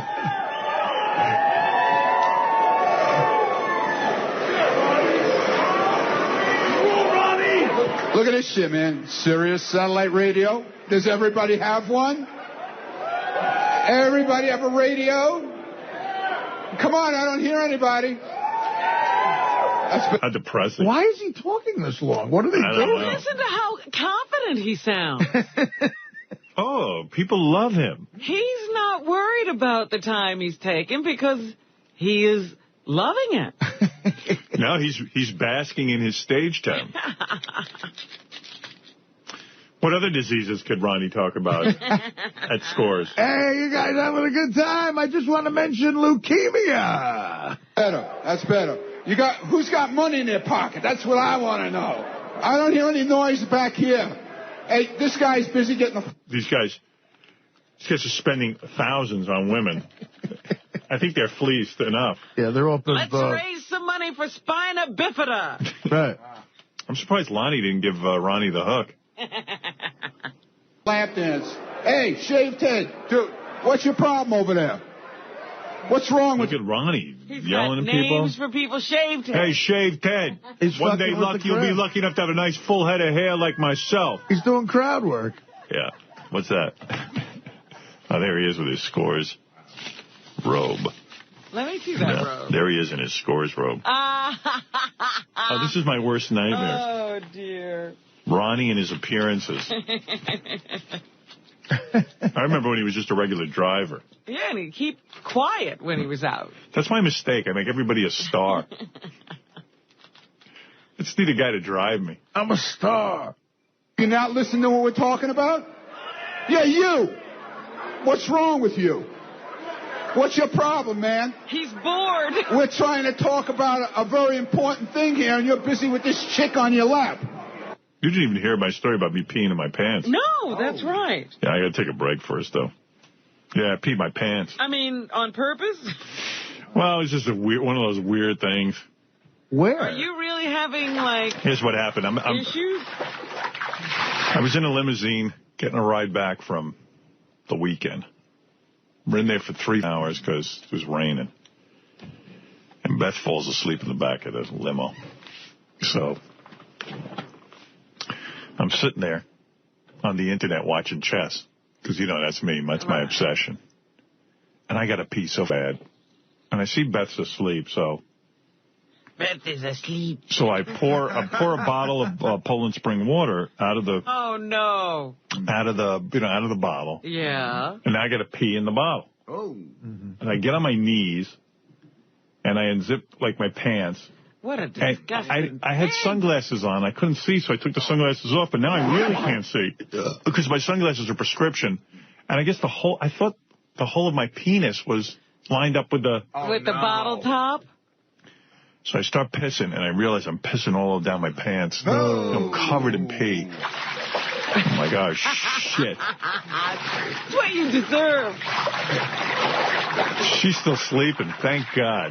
But can you imagine the smell? Oh, my God. Well, it wasn't so bad. And then I poured the pee out the window because I lined up the hole of my penis. You finally found it? Yeah. It just peed a little on my pants, but it was, it looked pretty big. And I took my pants off, changed pants. Beth wakes up about 5 minutes later, 10 minutes later.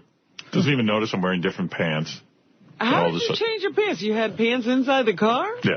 What is it, Ron? That's not the first time you've done that either. This is the first time I peed my pants. No, it's not the first time you peed in the bottle in my car. No, I've done it many times. And the last time you did it, you threw it out the window. Yeah. And it was down the whole side of my car. No. Yeah. Really? Yeah. Oh, I didn't know that. Did it take the paint off? It was about a month ago. How do you know what's down the side of the car? Because you could see it. It was all like... How do you know it was pee? Oh, come on, man. It wasn't a month ago. It was a while. I didn't pee a month ago. You didn't pee a month ago? No. Dude, come on. You in the ashtray. Hey, man, what am I going to do? So what? The one thing about peeing, it gets all over the place. It was down the whole rear fender and everything. Really? I mean, I'm not that stupid. I can figure it out. How do you know it was pee, though? Oh, come on. Could have been something else. It wasn't. Could have been sap. Yeah, the car came back. Oh, really? It's in my driveway now, and I'm looking. I'm going, what the hell is this? Looks like there's a racing stripe. No, you know how like if somebody gets drunk and they vomit out the window, and it goes down the whole side of the car. You're moving, right? Same thing. I couldn't help it. I had to pee so bad. That's all right. And I never brought it up to you. I never mentioned it. Well, you shouldn't. You know what I'm saying? That'd be embarrassing to me. You want to trash me all the time? Oh, it's Ronnie's Angels. Whatever. I don't care, man. You do what you want. I don't care anymore. Maybe you should auction my pee off for cancer Good idea. kits. Maybe you should have saved the Why bottle. would you bring up cancer at Scores? Nobody wants to hear that shit. That was their idea. It's just not the appropriate time. It was their idea. Oh, it was? Yeah, they were doing an auction. No. They were trying to raise money. How much did you get for that robe? They raised $50,000. How much did you get for that robe? I didn't get anything. They got $50,000. How much for the robe? Yeah, but you auctioned it off. How much did it go for? $50,000. The robe? Yeah. Get the hell out. Is that true? That's what they told me. Wow. They're lying. They wanted you to feel okay. Listen, this is what I was told, all right? All right. Anyway, I peed my pants yesterday. And I changed my pants. There's no place to stop. See, we used to have decanters in the car, but we don't need them because he doesn't eat it. You know, we don't. What about buying one of those Riley Martin piss jugs? Right, all right. That's what I was going to say. That's what you need. You're laughing at Riley. That's a good idea. You need one. Because I need like pissing into a Poland Springs bottle. A Snapple bottle. Yeah, it's wide mouth. Yeah, it's better. Can you put Snapple bottles back there, empty ones? Or even like vitamin water. Yeah, anything. You know, anything with a wide mouth. Okay, I'll take care of that. How much is the Riley Martin piss jug? I don't want to know. You know what, though? I want something I can throw out afterwards. I don't want to wash out my piss jug. All right, we got to take a break. We'll be back right after these words. We'll talk about JD stepping out of Nobu with everyone knowing exactly why. If JD is the one on the show who's had the most where the show has had the most life-changing effect on him, and try to solve the mystery between his mom's visit to the mainland. That's a very good question you're going to ask on the wrap-up show. Whose life has been changed the most by the show? Aside from mine, I would have to say... Yours. Now, I would have to say... He's taking himself out of the movie. Taking me out. Still, it's it. Yeah. See, it's really interesting. Like, Fred has really changed. I mean, he's got the wife. He became sophisticated. He became like an earthling. We were talking to Gary. Gary and I were talking about this over the weekend. We talked about Fred extensively. Oh, no. Did the Fred conversation happen? Yeah. Yeah. Well, they were like, yeah, do you see Fred a lot out here? And I go, no, I would Fred, but it's rare that Fred will visit or, invite anybody anywhere. So we don't travel in your circles, so. My circle is myself. Has Fred invited you over? One time he invited, but not for dinner, and just to come by and see his house. Oh. But I'd cook for you, but you have a very strict menu. So I eat meat, you don't. You know what? This is better this way. No one's looking to see each other. Fred can't get over. He can't cook something other than meat? I don't know how to cook anything. I don't want to be invited. He knows that. I'm like Fred Flintstone. I cook Brontosaurus burgers. But anyway, so Fred was really changed around by the show. And then I'd have to say Ronnie, the limo driver. Like, he's like a whole different, you know. You really think, because Ronnie's Ronnie. But he dropped the weight, and, he's busy with scores every minute. Well, that's true. Scores man. He became scores man. I think it just brought out the inner Ronnie. Yeah. I really do. I think that was always there for Ronnie. The inner... I would say that. I'm not going to go that far. I'm not going to join you on that train. But... I'm kidding.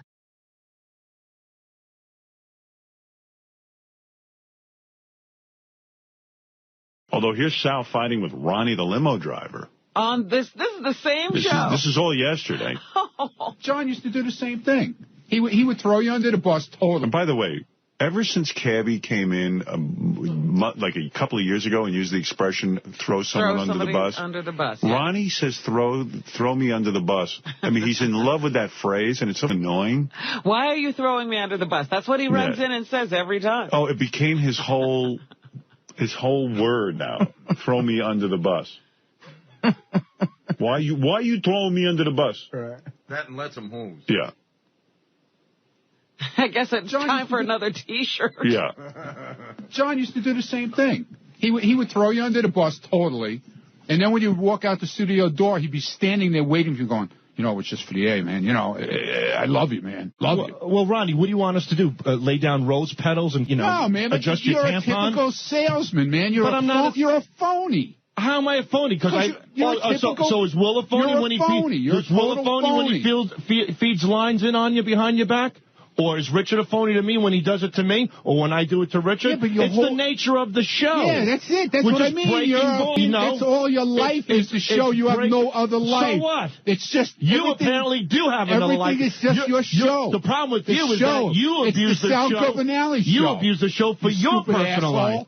My life is focused on this show. You're abusing it for your personal life with scores and inviting interns to parties. Paid by scores. Yeah, exactly. Okay? And if it wasn't for this position you have, you wouldn't be paid by scores. You would be a laughable old man with bifocals and a belly shirt. I don't know where you get with the bifocals from. Asswipe, they're not bifocals. You have these cheesy J glasses that you're wearing. So what are you talking about? You're the one who abused the show for your own personal gain. And look at you wearing shirts that everybody sends you in the mail. So what? That's what you wear. At least they fit me, you midget. Ronnie, you two go at it quite a bit. Do you like Sal as a person? Do you like Sal? I fucking don't like him at all. I don't like him. He's a phone. Okay, so today when you ask me if I'm coming to the block party, you don't like me? Dude, I invited everybody. Okay, so you're a phony, Ronnie. I invited a lot of people I don't like. No, you're a phony. You invited me to your block party. You want to know if my wife is coming. You would have cried if I didn't invite you. No, I wouldn't have. Oh, come on. You cry now every time you don't get invited to a party at school. See? Oh, you got to go talk to Lonnie for me. So when it gets I got to get invited to the next party. I'm banned from Scores. If you think I'm a phony, don't invite me. Okay, no. But all of a sudden you're now, uninvited. Apparently, if you break balls on the wife to come. Shut up. Yeah, we want to sit and drink with her, man. She's fun when she's drunk. I'm not the one who said. I'm not the one who said. Take a look at my daughter-in-law. What a set of tits on her. She's fun when she's drunk. Right in front of your grandchildren. You creepy. She's fun when she's drunk, man. What type of guy says, take a look at my daughter-in-law's tits right in front of his grandchild? Hey, hey, what's That's wrong with that? disgusting. You make me sick. Hey, you're a perfect creep. You know what? I'd rather be a phony and not your friend than be the person that you are, because you are disgusting. Me? Slimy piece You of go shit. in somebody's To house do and that open... in front of your daughter-in-law, in front of your you grandchildren. You went in somebody's house My and God, open your underwear drawer. Why don't you take out your cock and bang it on your kid's or your grandchild's forehead while you're at it? You creepy slime bag. You see how Sal covered up the fact that he sniffed panties in somebody's house, in Mutt's house? All right. Sniffed Mutt's daughter's panties? Kid was underage. Yeah. A minor. Ronnie nailed him with that one. Pow. You got him with a left hook. Yeah. Well, he was the one who went to the creep factor. Ronnie totally... Sal Polanski. He Ronnie schooled you, man. totally schooled you on that. I don't care what he did. For the record, I wrote that for Ronnie. By the way, that shirt doesn't fit too well either. Seriously, I mean, you sniffed an underage girl's I didn't panties. sniff. No, I didn't. You did. Yes, you did. No, I didn't. I didn't sniff admitted it. I admitted it because I felt that I was sorry that I insulted a nice girl by joking around with her panties, but I wasn't a creepy guy in a room alone. I was answer the question. Nothing. Richard and Joey Taking a Boots were young there. girl's panties and sniffing them? I didn't do it in the... Dude, you no, took them into the room it's with taken you. out of context. I'm telling you Out it of is. context? Yes. Well, tell me what it was. They were left in the bathroom, and I was waving around in front of Richard, and then I made a gesture to sniff him as a joke and pretended I was gagging. And now I felt I insulted the girl by doing that. And I did. I'm not denying you don't think that. that's creepier than Ronnie looking at his daughter-in-law's tits? I don't know, but... By the way, I've seen his daughter-in-law's. Are they nice? Well, I've never seen them She's a beautiful naked, girl, but I mean, I've seen them in a shirt. Are they sizable? She's a very, very attractive girl. But that's a big difference, Howard, by going into somebody's house and creeping into a panty drawer. You're right. It is different. You're I way think this is creepier. creepy. You're I way made a creepier. goof out of it, and everybody knows it. Joey Boots was there. it was Richard some was goof. there. It was a goof. If it was such a goof, would you have done it in front of Mutt? Probably, maybe not. I don't think so, no. Well, if a joke is a joke, then why would it be wrong to do it in front of Mutt? I don't know, but it wasn't a deliberate, like, sneaking in and doing it. Why are you here? Because I'm trying to explain that what Ronnie did is much totally more nailed you. creepier. No, yours creepy as Ronnie. Oh, please, give me a possibly break. creepier. Oh, all right. And that ain't easy to do.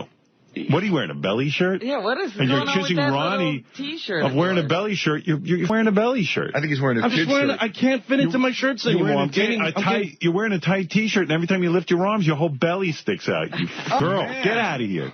Go blow Richard. Yourself.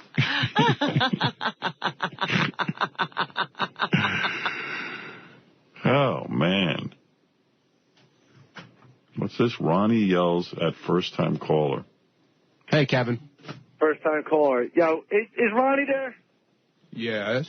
Tell Ronnie to go back down to his post at the front door fuck and leave yourself. freaking Sal alone. Shut up, you asshole. freaking little dago. Yeah, okay. He's not a dago. Whatever. What are you busting Sal's balls for? That's his freaking job. Yeah, okay. You can't separate So that's what we're doing. No, you're not. Separate your That's what we're doing. What's wrong with you? personal life. Asswipe. So you're doing it for cause and effect, right? Is that what you're doing it that's for? right. All Cause and effect. That's what you're doing. Obviously, it's bothering you, isn't it? I really don't give a shit. What do you do for a living, asswipe? I'm a contractor. What do you build? I don't sit at scores all day and look at tits like Neither you do I. You don't? No. You're at scores every other second, making up parties and all this you're in the air. Kevin, thanks for the first-time call. We hope you call in again. Asshole. Ronnie, you're all fired up. Look at Ronnie, big star on the wrap-up show. He is. Yeah. Can't deny it. Oh, boy.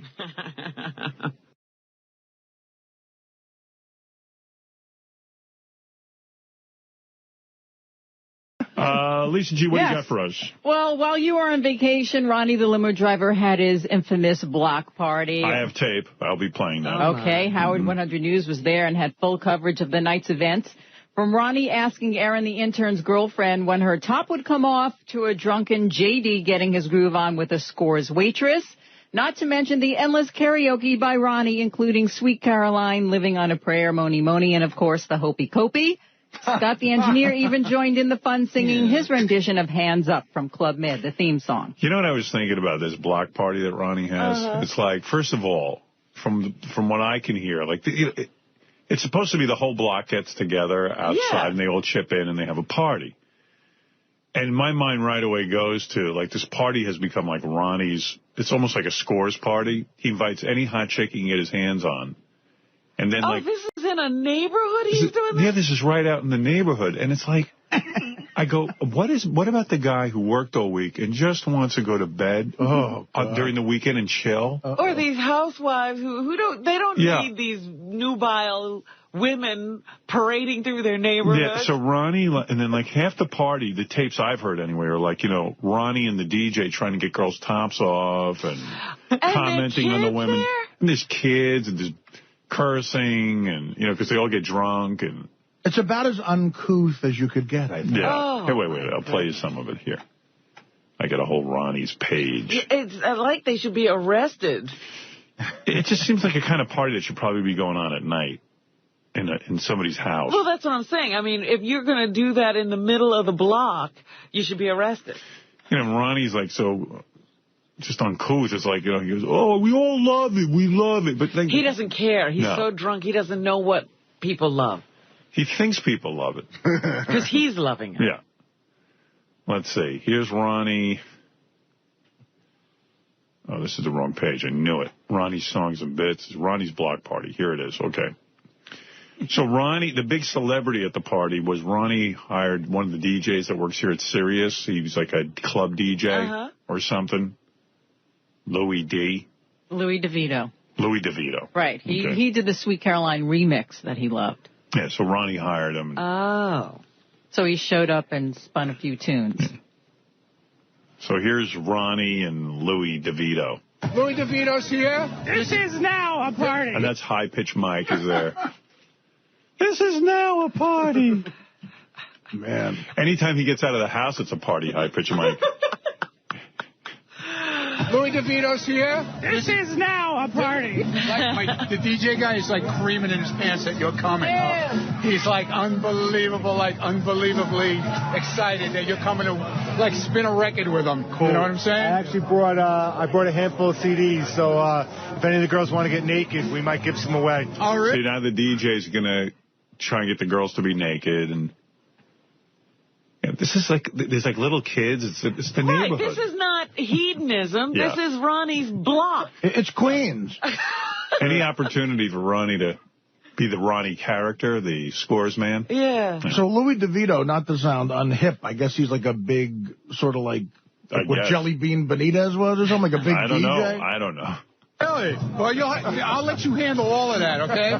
That's why I brought him here. I'm being very low-key today.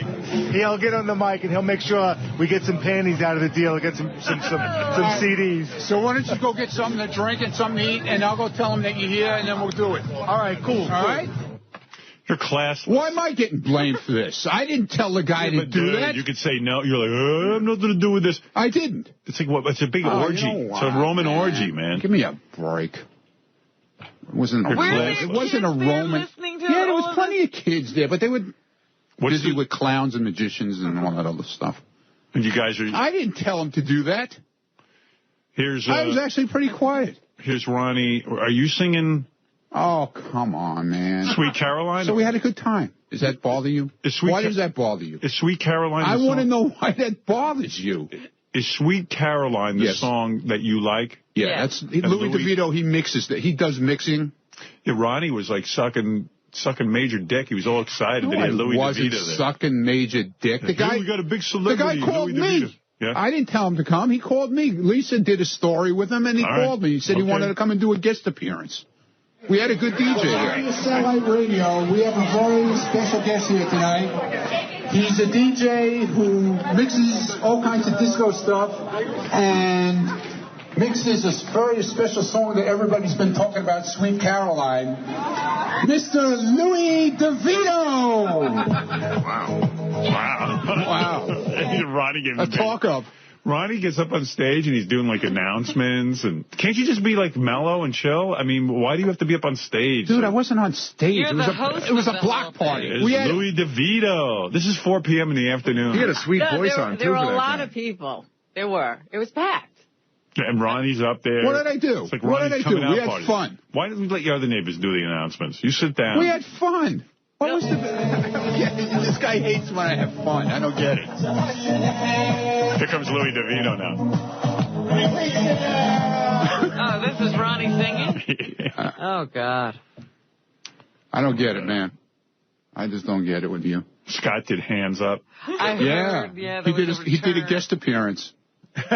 Ronnie did the Hopey Popey, but now it's like a whole thing. So now he can't say it. We're going to do the Hopey Copey. Come on. That wasn't my idea. There you go. Just Ronnie begging girls to dance. And I wasn't begging anybody to dance. What are you talking about? Give me a break. There's the old ladies. Let's get some girls. Hey, you hear that music in the background? That's my worst nightmare, that music. When, like, if I go to a hotel or something, you hear that, like, through the wall, you hear thump, thump, thump. Right, that's all night. While you're trying to sleep. Dude, we had Aaron, who's Scott's intern. He DJ'd the whole thing. Right. He was really good. If you're not everybody had a good time. You're not enjoying that music. Everyone had a good time except for the guy trying to take a nap. Yeah. Hey, can I ask you a question? Because the big talk in the office is that Ronnie asked Aaron's girlfriend to show it. Oh, we were joking around. God, she was wearing this low-cut top, and we just They say joked around. that Ronnie yelled out on the microphone for her to show her tits. No, I did not yell out, show her tits. This is what they're telling me, Ronnie. Yeah, okay, Gary. You weren't there. Okay, I'm repeating what people are afraid to say. Yeah, people are afraid to say. Yeah, I noticed nobody comes in and say what a great time they had when they kept saying. Let's listen to the tape. Don't step on the lawn on Frank's house, please. Let's get some girls dancing. Frank. This is a tape where Ronnie harasses the girls into dancing. I wasn't harassing Yes, girls, you're here to dance for me. Chop, chop. Get some of your girls up here. And don't step on the lawn, please. Don't step on Frank's lawn. Come on. Let's get some of these girls up here. Come on, I see this girl, man. Get up here. Come on. That's where Ronnie gets corrals all the girls to get up and dance. Right. Right. At the block party. Right, exactly. I love these guys who won't come in and say what a good time they had. Was Frank's lawn ruined last No, what year? happened was, Frank just put this brand new lawn with a sprinkler system in. Yeah. And he didn't give a crap about anybody walking on it. His father-in-law was the one who put it down. He did the sprinkler, the whole system. Does the father-in-law realize you're trying to get girls up to dance? So the father-in-law put these stakes in the lawn, and he put tape, like the orange tape, so nobody would walk on the lawn. It was great. That's some party. He heard Ronnie's block party's coming. Come on, Kelly. Come on, Kelly. Let's go, Kelly. Get up here. How about the girls from this side? You got a ton of them. Where's all the girls? Tracy. Tracy Newman. Come on, girls. Come on, Tracy, up there. We just beat her. Come on, Tracy. Get up there. Imagine, like, Ronnie's wives, they're all the wives. I don't hear him calling her name. No, Ronnie's carrying on. Come on, girls. Come on. Let's get up here. It must be a delightful day for her, yes. If you want, the TV show has video of Ronnie singing Sweet Caroline with the interns. Let me see. Fred, you got to put up the audio. Not a problem. Oh, there you go. All worked up. Yeah, all worked up. Look at with the girls. Yeah. That's Louis DeVito. Clapping his hands there. Thank you for pointing out the famous guy. Yeah. Look at you. Fucking nut. I wasn't even drunk, man. I was actually mellow.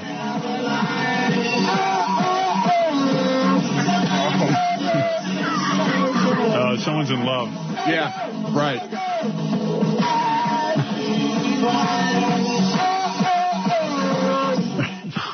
Whoa. Look at this tattoos. You look like a burn victim on your arm. What are you talking about, dude?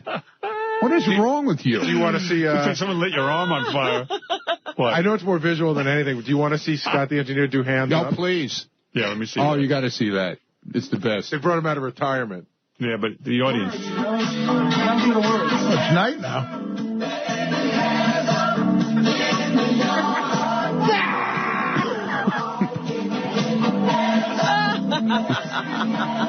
Scott, the engineer, you know, you'd think after all these years she'd forget, but it's like riding a bicycle. You don't forget the hand signals for hands up. Yeah, baby. Scott looks sick lately to me. Like he's not. Yeah, doesn't he? He's not moving correctly. Like he's got a hernia. Oh yeah. Yeah, that'll do it. Yeah, he's messed up. All right. His balls are hanging. What's he lifting? Himself. The black cloud. The black cloud. From all the years of carrying the black cloud. So I heard Lisa caught a bunch of shit bringing Miss Black Howard Stern with her. Yeah, what was that all about? I don't know. What happened? There was nothing wrong with her. She was a nice girl. She had a great time. High-pitched Mike singing at Ronnie's block party.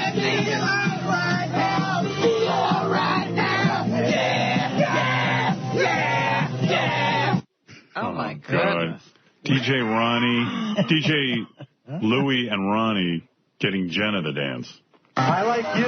What's your name? Come over here. Your name is Jenna? Ronnie, who's this right here? This Ronnie and DJ Louie DeVito. Louie DeVito. He has a show on Sirius, by the way. Double teaming some chick. On the beat. Jenna Brown. That's Jenna. That's my favorite. She's got a great, beautiful face, doesn't she? This is where Ronnie tells Jenna she has a beautiful face. Oh, gee. She's one of our interns, Howard. One of our interns. Yes, she's one of our interns. You like her face? Yes, I do. You approve of her face? Yes, I do. Good. Yeah. Thank you. Any other interns I can bring to you so that you can approve of them at the party? No, but I made sure. Any other social life I can provide? But I made sure the girls that were underage didn't drink. Good. Beautiful. And you might deserve a Louis DeVito CD, but you need to shake your thing. Jenna is the quiet one. Jenna's very quiet and shy. There's no such thing as a quiet girl. You gotta come out of your show on Ronnie's block. So I guess if Jenna comes out of her shell, she'll get a CD. She gets a Louis DeVito CD. Louis DeVito CD. You better be careful, because if Jenna comes out of her show, you might end up in a cell with Joe Francis. Yeah. If you're interested, 3 of the female interns that were at the party are here if you want to interview them about it. They were just telling me about the tour of Ronnie's NASCAR room. Oh, they got the You brought the girls. No, I didn't. You brought the girls out No, to they the went. NASCAR? No, we were using the bathroom downstairs, and that's where it is. Is that special treatment for them because they didn't want to use porta potty or something? No, everybody was using the bathroom downstairs. And they got to see the NASCAR room? Exactly. Yeah. I saw it. You saw it too? What was that like for you? It's like a separate apartment down there. Yeah. And he's got what, like a big tire? 2 tires? Yeah, when you walk in and life-size cutouts and everything NASCAR. You'd think you were in a showroom. Do you sometimes feel like you're No, like it's not a showroom. Do you sometimes feel like you're in a 10-year-old boy's room? Worse. Yeah. You're in the body shop. Right, in the body shop. Even though you know it's a grown man, do you ever think he has the mentality of a 4-year-old? A little bit. He does a lot of stuff down there. What, do you get a big cutout? What do you mean I do a lot of stuff down there? What does that You mean? have a lot of stuff down there. All right. It's packed. There's not a blank space of wall that's not NASCAR. And big posters of different Posters, drivers. banners, big tire when you walk down the steps. No. And why did you bring Miss Black Howard Stern? You friends or something? Yes.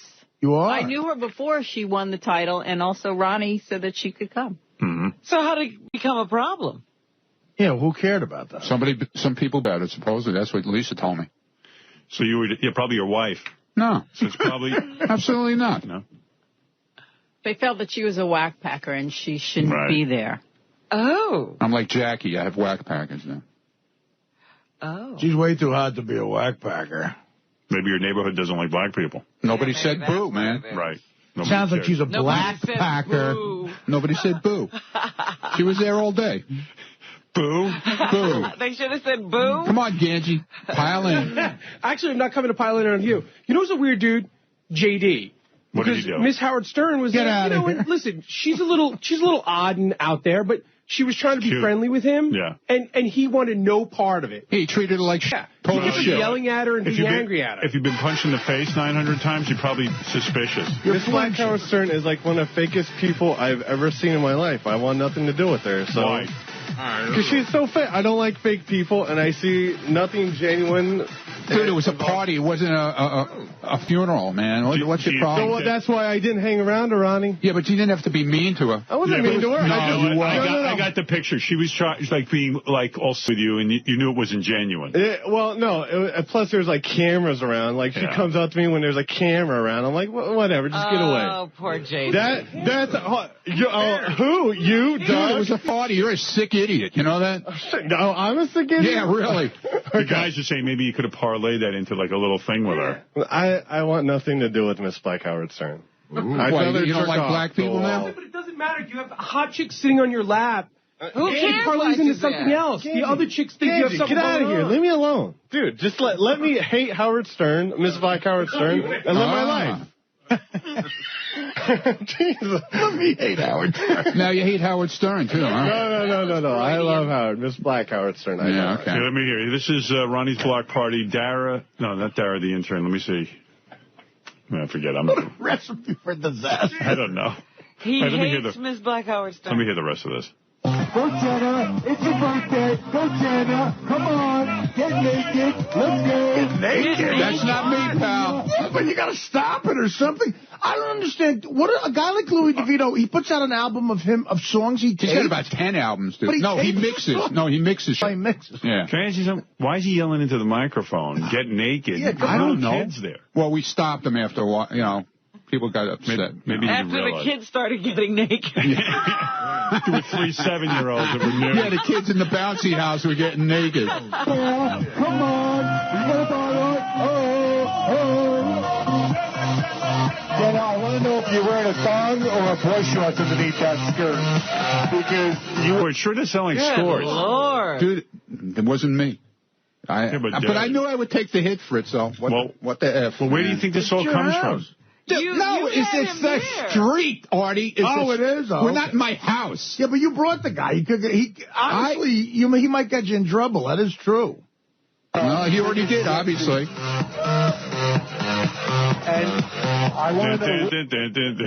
Who's got the cocaine? Which one of you kids has got coke? Who's got the cocaine? I need you to describe what that was like, having Ronnie pull you literally against your will to go up there. It was very embarrassing, but it's all on fun, so you did. Is that where Ronnie pulls the girls up on stage against their will? I didn't pull anybody up on stage. There was no stage, first of all. It was a street. You're on your court. I did it all on my own, yep. Great time. Woo! Wow. Sounds great. Sorry I wasn't there. Yeah, I'm sorry you missed it. Here's Ronnie singing Ole Ole. Louis DeVito! Satellite Radio! And now, this is my newest record. Going out to Italy, who won the World Cup last year. Ole, and I want everyone going nuts.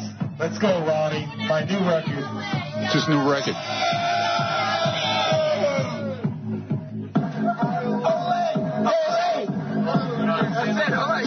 So what is your whole thing? You get drunk and then you yell into the microphone? I wasn't really that drunk. Ole. I wasn't drunk.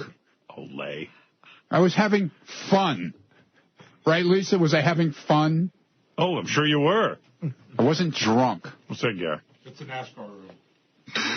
Who the hell took pictures of my house? I guess Jason Oh, did. my God. Dude, what is this wall? Look at this room. You got to see the... He's got, like, toy trucks. They're not toy trucks. They're not Oh, my goodness. There's 2 different pictures there, Howard. They're not the same like picture. A toy shop. It's collectibles. But you got to see the life-size cutout of Pam Anderson.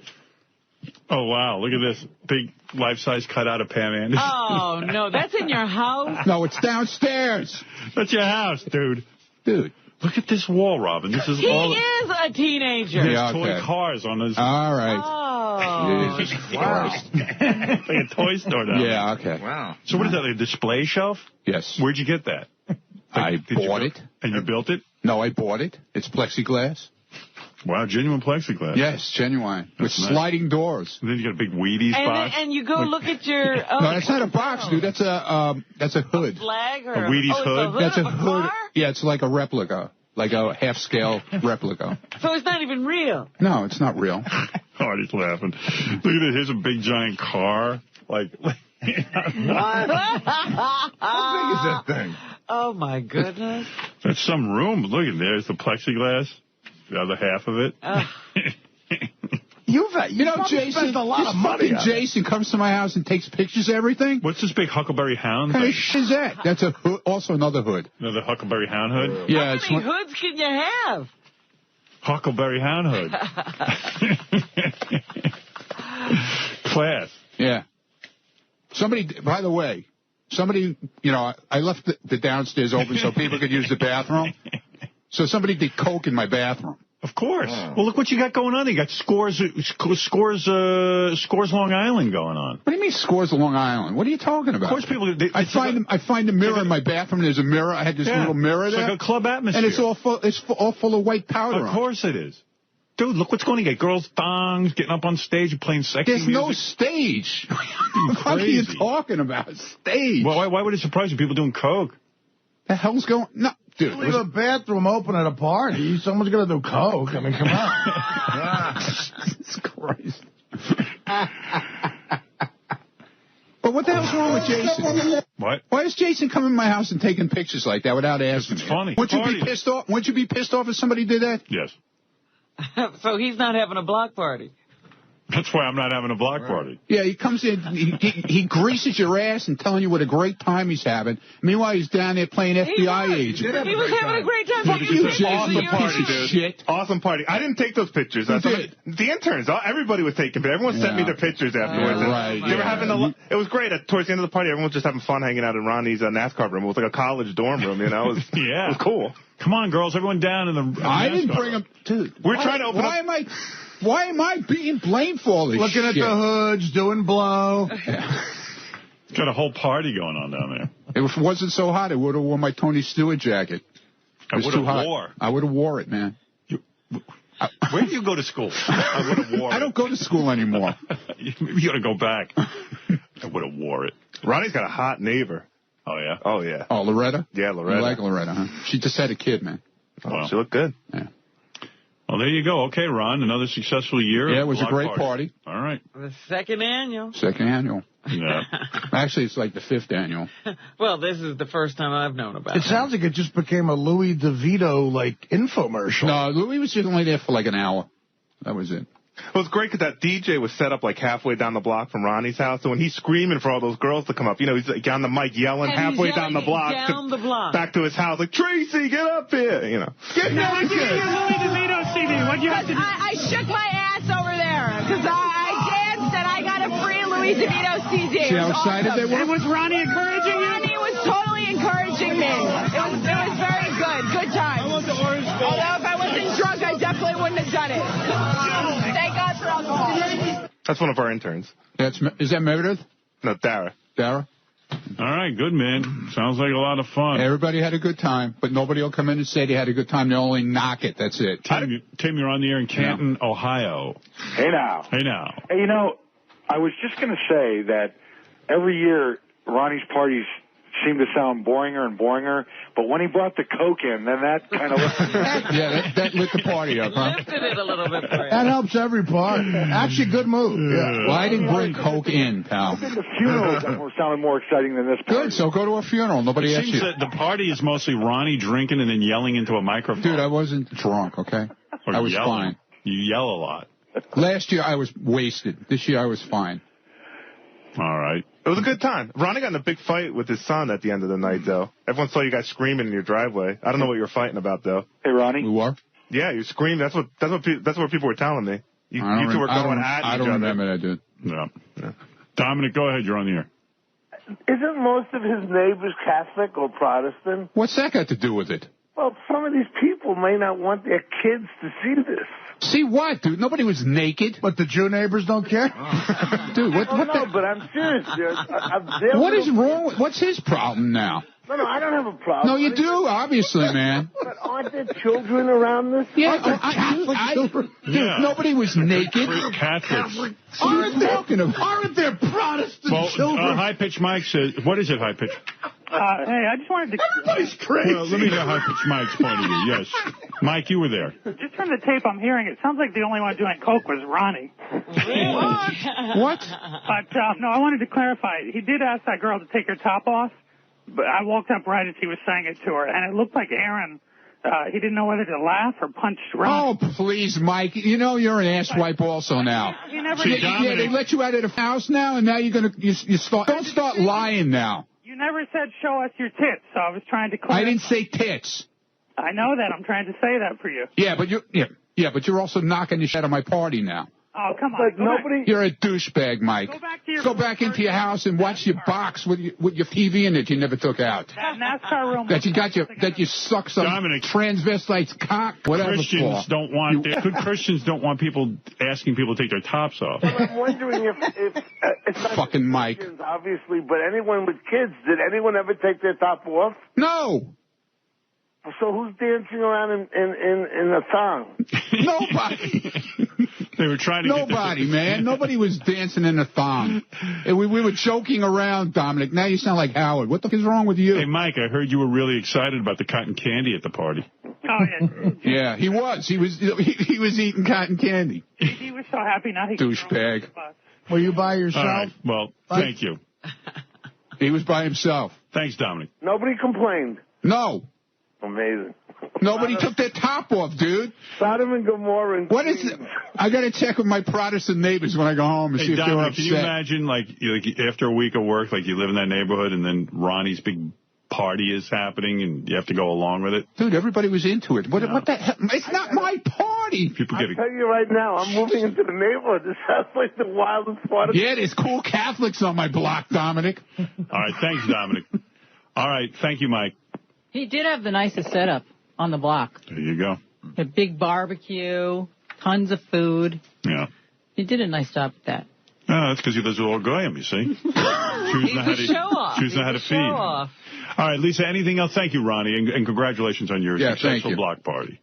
Can't trust a black man, can't trust a white man. No, that's pretty much Can't what trust it is. the man. When it comes to green stuff, there's not many people you can trust. It corrupts everybody. Yes.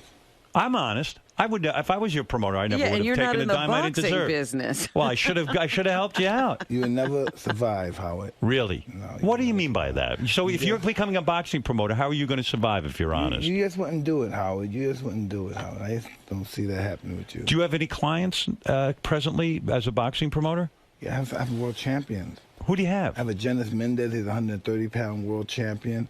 He's getting ready to fight and get a unification of the championship and be the unified sole champion of the whole world. Now, are you actively making deals for him? Are you handling his business? That's not my job. My job is to make sure he fights the best fights and gets the best money from the fights. That's all. That's what I'm saying. I don't make any deals for him. No, that's his manager's job, to make deals for him. So what is your job? My job is to promote the fights for him. Oh, I see. So you go out there and say, hey, this is my fighter. All that stuff, yeah. No, nobody's my fighter. I don't own any fighter. I have nothing to do with any fighter. I'm just an independent promoter, and these guys fight for me, and that's what happened. And that's a business. My little stable, yes. And so when you go over to China, just like you just got back from China, you really are serious that you don't remember why you were there? Okay, I went there. I think I went there to promote a product for knocking out colds, and I went there for some family values. Right. And this is really crazy, Howard, because I'm so used to really a lot of dark things being involved in my life that I have so much light. And and the people, even in America too, they look at me at a different perspective. But just in America, it's just they produce so much hate. It's very difficult to get out of that little schmuck world that I got involved with. This is the only country that produces so much hate and venom and ooh, you could. I agree with you. I mean, I go on this Twitter, I see people are vicious, and these are my fans. These are people who like me. These people have no. Why is that? Because that's what we promote. We have more guns than we have people here. That's true, yeah. Nothing's all about hate selling. We're a drug nation. That's why more people are on drugs here than any place else in the world. More people are on drugs here than in Colombia, and they send the drugs here. You know, that's in all crazy. those Latin American countries, more people on drugs here, and in England, all these countries, we're a smuck nation. Yeah. A real smucky, nasty sewage nation. You got to work on your Yiddish. It's schmuck. No, I like smuck. Smuck is not Yiddish. No. I'm not Yiddish. I'm black. You can't reinvent the language. No, yes, you could. Black. Yes, you could. It's like Ebonics. It's like Jewish Ebonics. So, listen, schmuck is something significant. Right. But a smuck is not even half a dick. It's just smuck. It's not even a sh. It's not there. It's just smuck. While you're in New York, will you go back to Brooklyn? Will you go visit the old neighborhood? Well, yeah, because my birds are there, so I'll go see some of my friends. You will go? Yes. Is that bad for you to go there?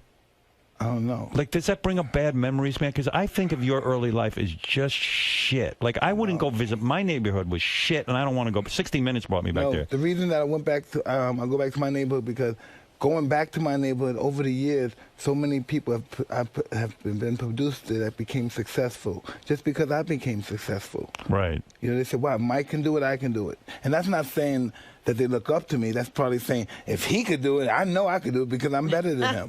So that's when how you they go look at a home... situation. They don't never look at a situation, wow, man, I'm going to look up to him. It's, man, I'm better than him. I could do this. When you go home, is it a pleasant experience when you go back to the neighborhood? Do you have an apartment there, or you stay in a hotel? No, I don't go there. No, I just go there for couple hours, hang out and fly my birds.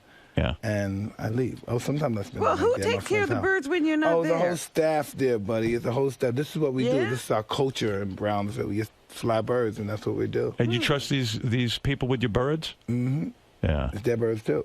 So weird that you're into birds in a way. It is weird. I look at that too, but it's more of a culture. That's my culture. I'm gonna do it till I die. I see it like you see birds who can spread their wings and fly, and that's Mike Tyson. Mike Tyson wants to spread his wings and fly. Like you can't spread my wings and fly because I'm always so many responsibilities. I have my kids here. I got my wife here. I got this. Oh, I would like to spread my wings, but I don't spread my wings. So when you fall off the wagon, do you have to leave home and not be around your wife? Because she must go berserk when you fall off the wagon. I mean, I can't imagine what that's like. It's not good stuff. Does she send you out of the house, or she says, "Okay, stay home and drink"? I don't know. I'm not there to hear that. That's why I'm not there. So when you fall off the wagon, like Mike Tyson, Family Man, goes out the window, and you're kind of like just out there. I'm just out there. How long did the drinking last? I'm just out there, dog. What are you up to when you're out there? I can't imagine. Are you fun, Mike? No, I'm not really a fun guy. You're not fun when you're drinking, or are you like angry? I'm really an angry guy. Really, you know what I found out about doing this book with Ratso? Yeah. This is what I found out. I found out I have so many resentments. I didn't know what resentments were. Right. Until somebody explained to me what resentment. I said, yeah, that's me. I have resentment. You're angry at everything. Yeah, not everything. You're one of the angriest guys I know, and I'm one of the angriest guys I know. So I'm angrier than you, huh? You might be angrier than me. Well, you know what you're angry about. I'm sure you've worked through this. I mean, you got to be pissed off at your mother, your father, where you fucking grew up. No one took an interest in you. Just some fucking old white guy who wanted you to box. I mean, you got to be fucking pissed at the world. You've got to be. I don't know. Maybe not the world, but at me. No, but why are you mad at you? You were a little boy. You didn't do anything wrong. No, I'm mad because I didn't kill those people that I had resentments for. You want to kill them. Yeah, big That's time. what that is. And then when you went into the boxing ring, man, you were just beating up every asshole that ever was in your life. That's what I realized, too. That was all anger. Yeah. That was all anger. And I always thought it was just my relaxation. I was so dialectical by expressing it. I was really, really anger and bitterness. Yeah. And I hated being short. Do you? You did? Yeah. How tall are you? 5'10.5". That's not that short. That's not short, but in boxing, I for what I suppose do, it's short. what I did as a living, it was pretty short. Yeah. I mean, in other words, if you were a taller guy, if you were 6'2", it would have been so much easier to knock a motherfucker out. No, maybe it wouldn't. Maybe it would have been more difficult. Oh, you Everybody said your height made you difficult to fight. Right. I don't know, but I just didn't like. But in my personal life, I didn't like being short. Yeah, well, I'll tell you what. I'm 6'5". I feel too tall for the world. I'll give you 3 inches. Thank you, very kind. I swear, I'd like to knock down to about 6'2". Really? Yeah. Let me see what the hell you're promoting. You got a bunch of stuff going on. Too much stuff, right? Don't miss Being Mike Tyson. Check your local listings for airtimes. What's that about? Man, this is like a 6-part series of me being like El Schmucko. Let's go see Mike. Let's see Mike. What is this stuff? Live Back His Future. Let's go back and talk to Amanda Holyfield about the ear bite. Let's go hang out in Brownsville. Let's see your friends in Brownsville. Let's watch Mike in his prison coop in Brownsville with his friends. I mean, that's interesting because you've got an interesting life. Yeah. You do go and visit Evander Holyfield? Yes. And that's cool? Well, I don't know how he forgives you for biting his ear. I do not get it. That's forgiveness. Well, I like that because he's a good Christian man and everything. And he forgives me. And I forgave him, too, for busting my head with his head, too. So it's a double whammy, of course. Well, that's right, because he headbutted you in that fight. Pretty much, yeah. But the ref said at the time, and I mean, take it for what it's worth, he said that the headbutt was purely accidental. Well, of course, if you watch the show, maybe the first one was, but not the other 10 or 15. Right. So he deserved it. Well, you have no regrets. Did you ever apologize to him? Absolutely, I have regrets. No doubt about that. I have regrets. Did you apologize to Evander? Big time, yeah. Oh, you did? What do you say? Where do you go to apologize to him? This guy's such a simple guy, such a beautiful person, man. He's just, man, he's a very special person. I know people don't see that because of the introvert. He's such an introvert, but he's just such a special person. Yeah, I interviewed him once. He was a pretty quiet guy. Nah, he's a good guy. You have to spend time with him. He's a really good man. Yeah, what's he do now? Well, he sells hot sauce, barbecue sauce, I believe. Is that right? Yeah. Does he have any money, or did he blow Hey, through I it? have no idea. You know everything. You're such a yenta. They say he does it. What the hell is a yenta? That means nigga. That sounds like a nigga. No. A yenta's a guy who loves to gossip and find out what's going on, especially with other fighters. Yeah, that's me. Yeah, so you know if he has money. You know you do. Well, did Evander blow through his dough? I don't know. They said he filed for bankruptcy.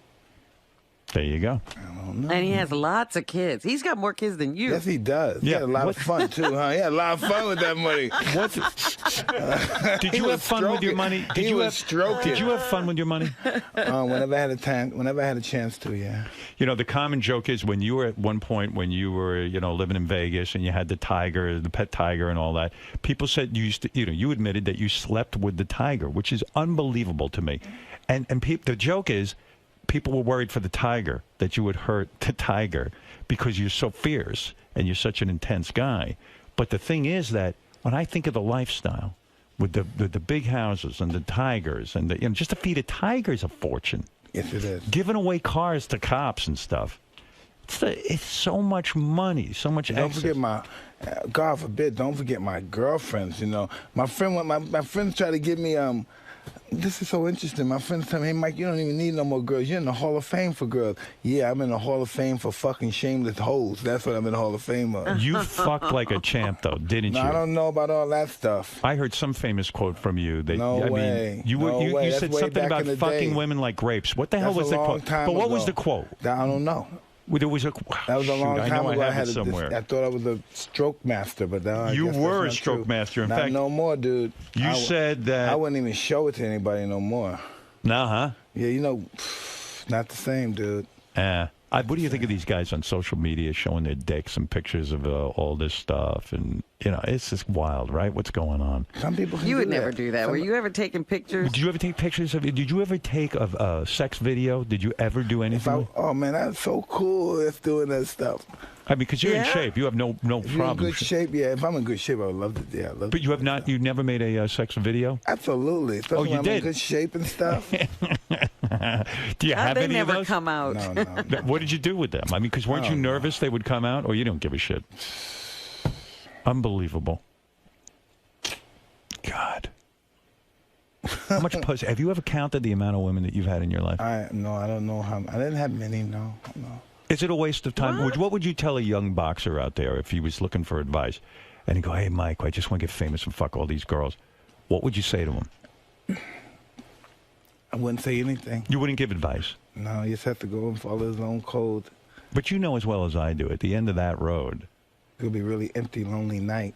Right.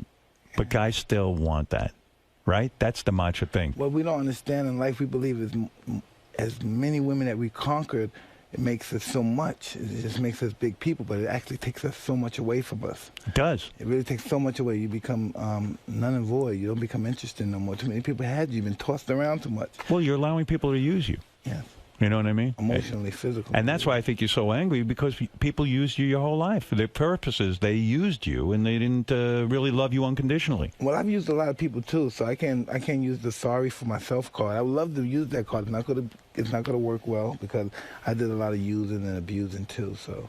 Isn't it amazing how women will just fuck you if you're famous? It is just crazy. I feel so disgusting. How can somebody fuck me? I say sometimes to myself, oh my God, it's so disgusting. I tell them, hey, I got a disease. It's okay. It's okay. Yeah, don't worry about it. Oh my God, are you kidding? I got a disease. It's okay. It's okay. I got a badass sore on my ass. What is this? Are you a doctor? What is this right here? It's okay. Doesn't matter. You're Mike Tyson. Oh man, it's crazy, right? Oh, being Mike Tyson again, we got to talk about my stuff. All right. Okay, so being Mike Tyson, where you actually go and you hang out with Evander Holyfield. Yeah, I played chess with Muhammad Ali. No, checkers. I'm sorry, checkers. Checkers. Checkers with Muhammad Ali. And he wins, believe it or not. Yeah. And I don't let him win, but he wins. Do you get sad when you hang out with Muhammad Ali? No. I'm just... Oh, come on. No, I'm serious. No, but how can you not be sad? I mean, this is a guy who was not only in terms of his, his oratory and all of his skills and the. I think you see the guy. He's like locked in a shell. How old is Ali now? What is he? 60 what? How old, Robin? You would know. Probably 68, 69. 68, 69. When we reach his age, we don't know what we're going to be like when we reach his No, but he's been suffering for a long Well, time. listen, we don't know. I don't know what's going to happen. I might get hit by a car tomorrow. Something might fall on your head. I'm just happy to be in his presence. Right. That's all it's about. But you don't get sad? No. I would think you would be. No. At one time I was. But who am I to get sad at him? This man had a magnificent life, a magnificent career. Does he have a magnificent life? What does he do now? Whatever he wants. Yeah.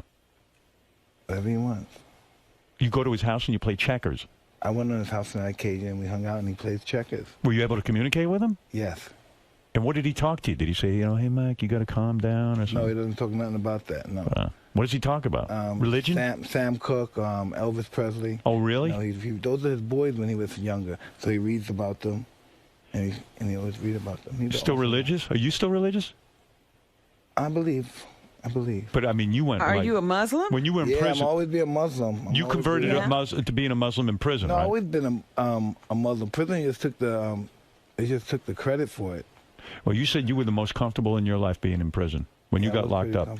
You were comfortable. Pretty much. Like you liked it because you just kind of read, you did your thing. I did whatever I want. The prisoners were kind to you. Yeah, it was good. I ate what I want. I had a girlfriend there. She was great. And the prison woman. Yeah. I can't believe you were fucking a prison guard. That's so fucking unbelievable. Unbelievable.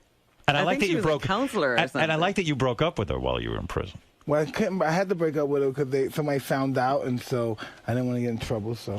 Well, if they found out that you were fucking the guard, the weird thing is you would have gotten more time added on. That's what the internal affairs guy was telling me, and I was nervous about that situation. Can you imagine, like, you're in prison? And she got pregnant too, believe it or not. She got pregnant, and my friend took her to get an abortion.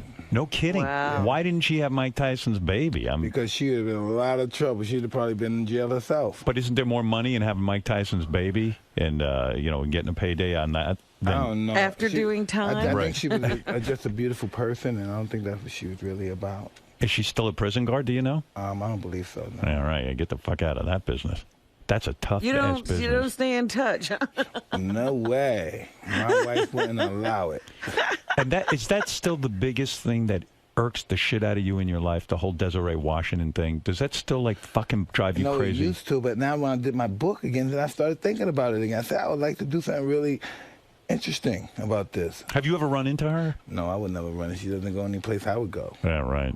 I mean, she basically accused you of rape, and you've said all along, I will never apologize to her because I did not rape her. You've said that. But how do you ever fucking prove that you're telling the truth? And it's a difference of opinion. That would drive me insane. Well, you're already insane, Howard. I know, but let's say listen. As you say, listen, it was consensual sex, and you even got out of prison. You wisely said, from now on, when I have sex, I'm going to videotape this fucking sex because I got to make sure I'm never accused again. You don't want to give up your sex life. You know what, Howard? When it really comes down to it, right? Fuck those people. And fuck people that think that I've committed that crime. Fuck them in their motherfucking ass. They won't even come to my face. If they could just come to my face and tell me what they think about it, I would respect. I won't even respect. They don't even have the nuts to come to my face and say, you did that and fuck you, and deal with whatever happens after that, the recoil after that. You know, so how am I going to respect them? They don't respect themselves. They don't really believe that because they really believe that I will be getting the hate stuff. Those people will not come up to your face and say it. They'll say it on Twitter. They'll say it everywhere else. But they ain't coming up to your face because they're scared shitless of you. Well, listen, that's what we live in. We live in this world, a scared, frightened, pathetic, hate-monger world in America. That's all it is. We think this is the greatest country in the world. No, it's not the greatest country in the world. You know, we're getting friendly fire. People are getting killed by their own... on their own side. Our guys are shooting our own guys in the army.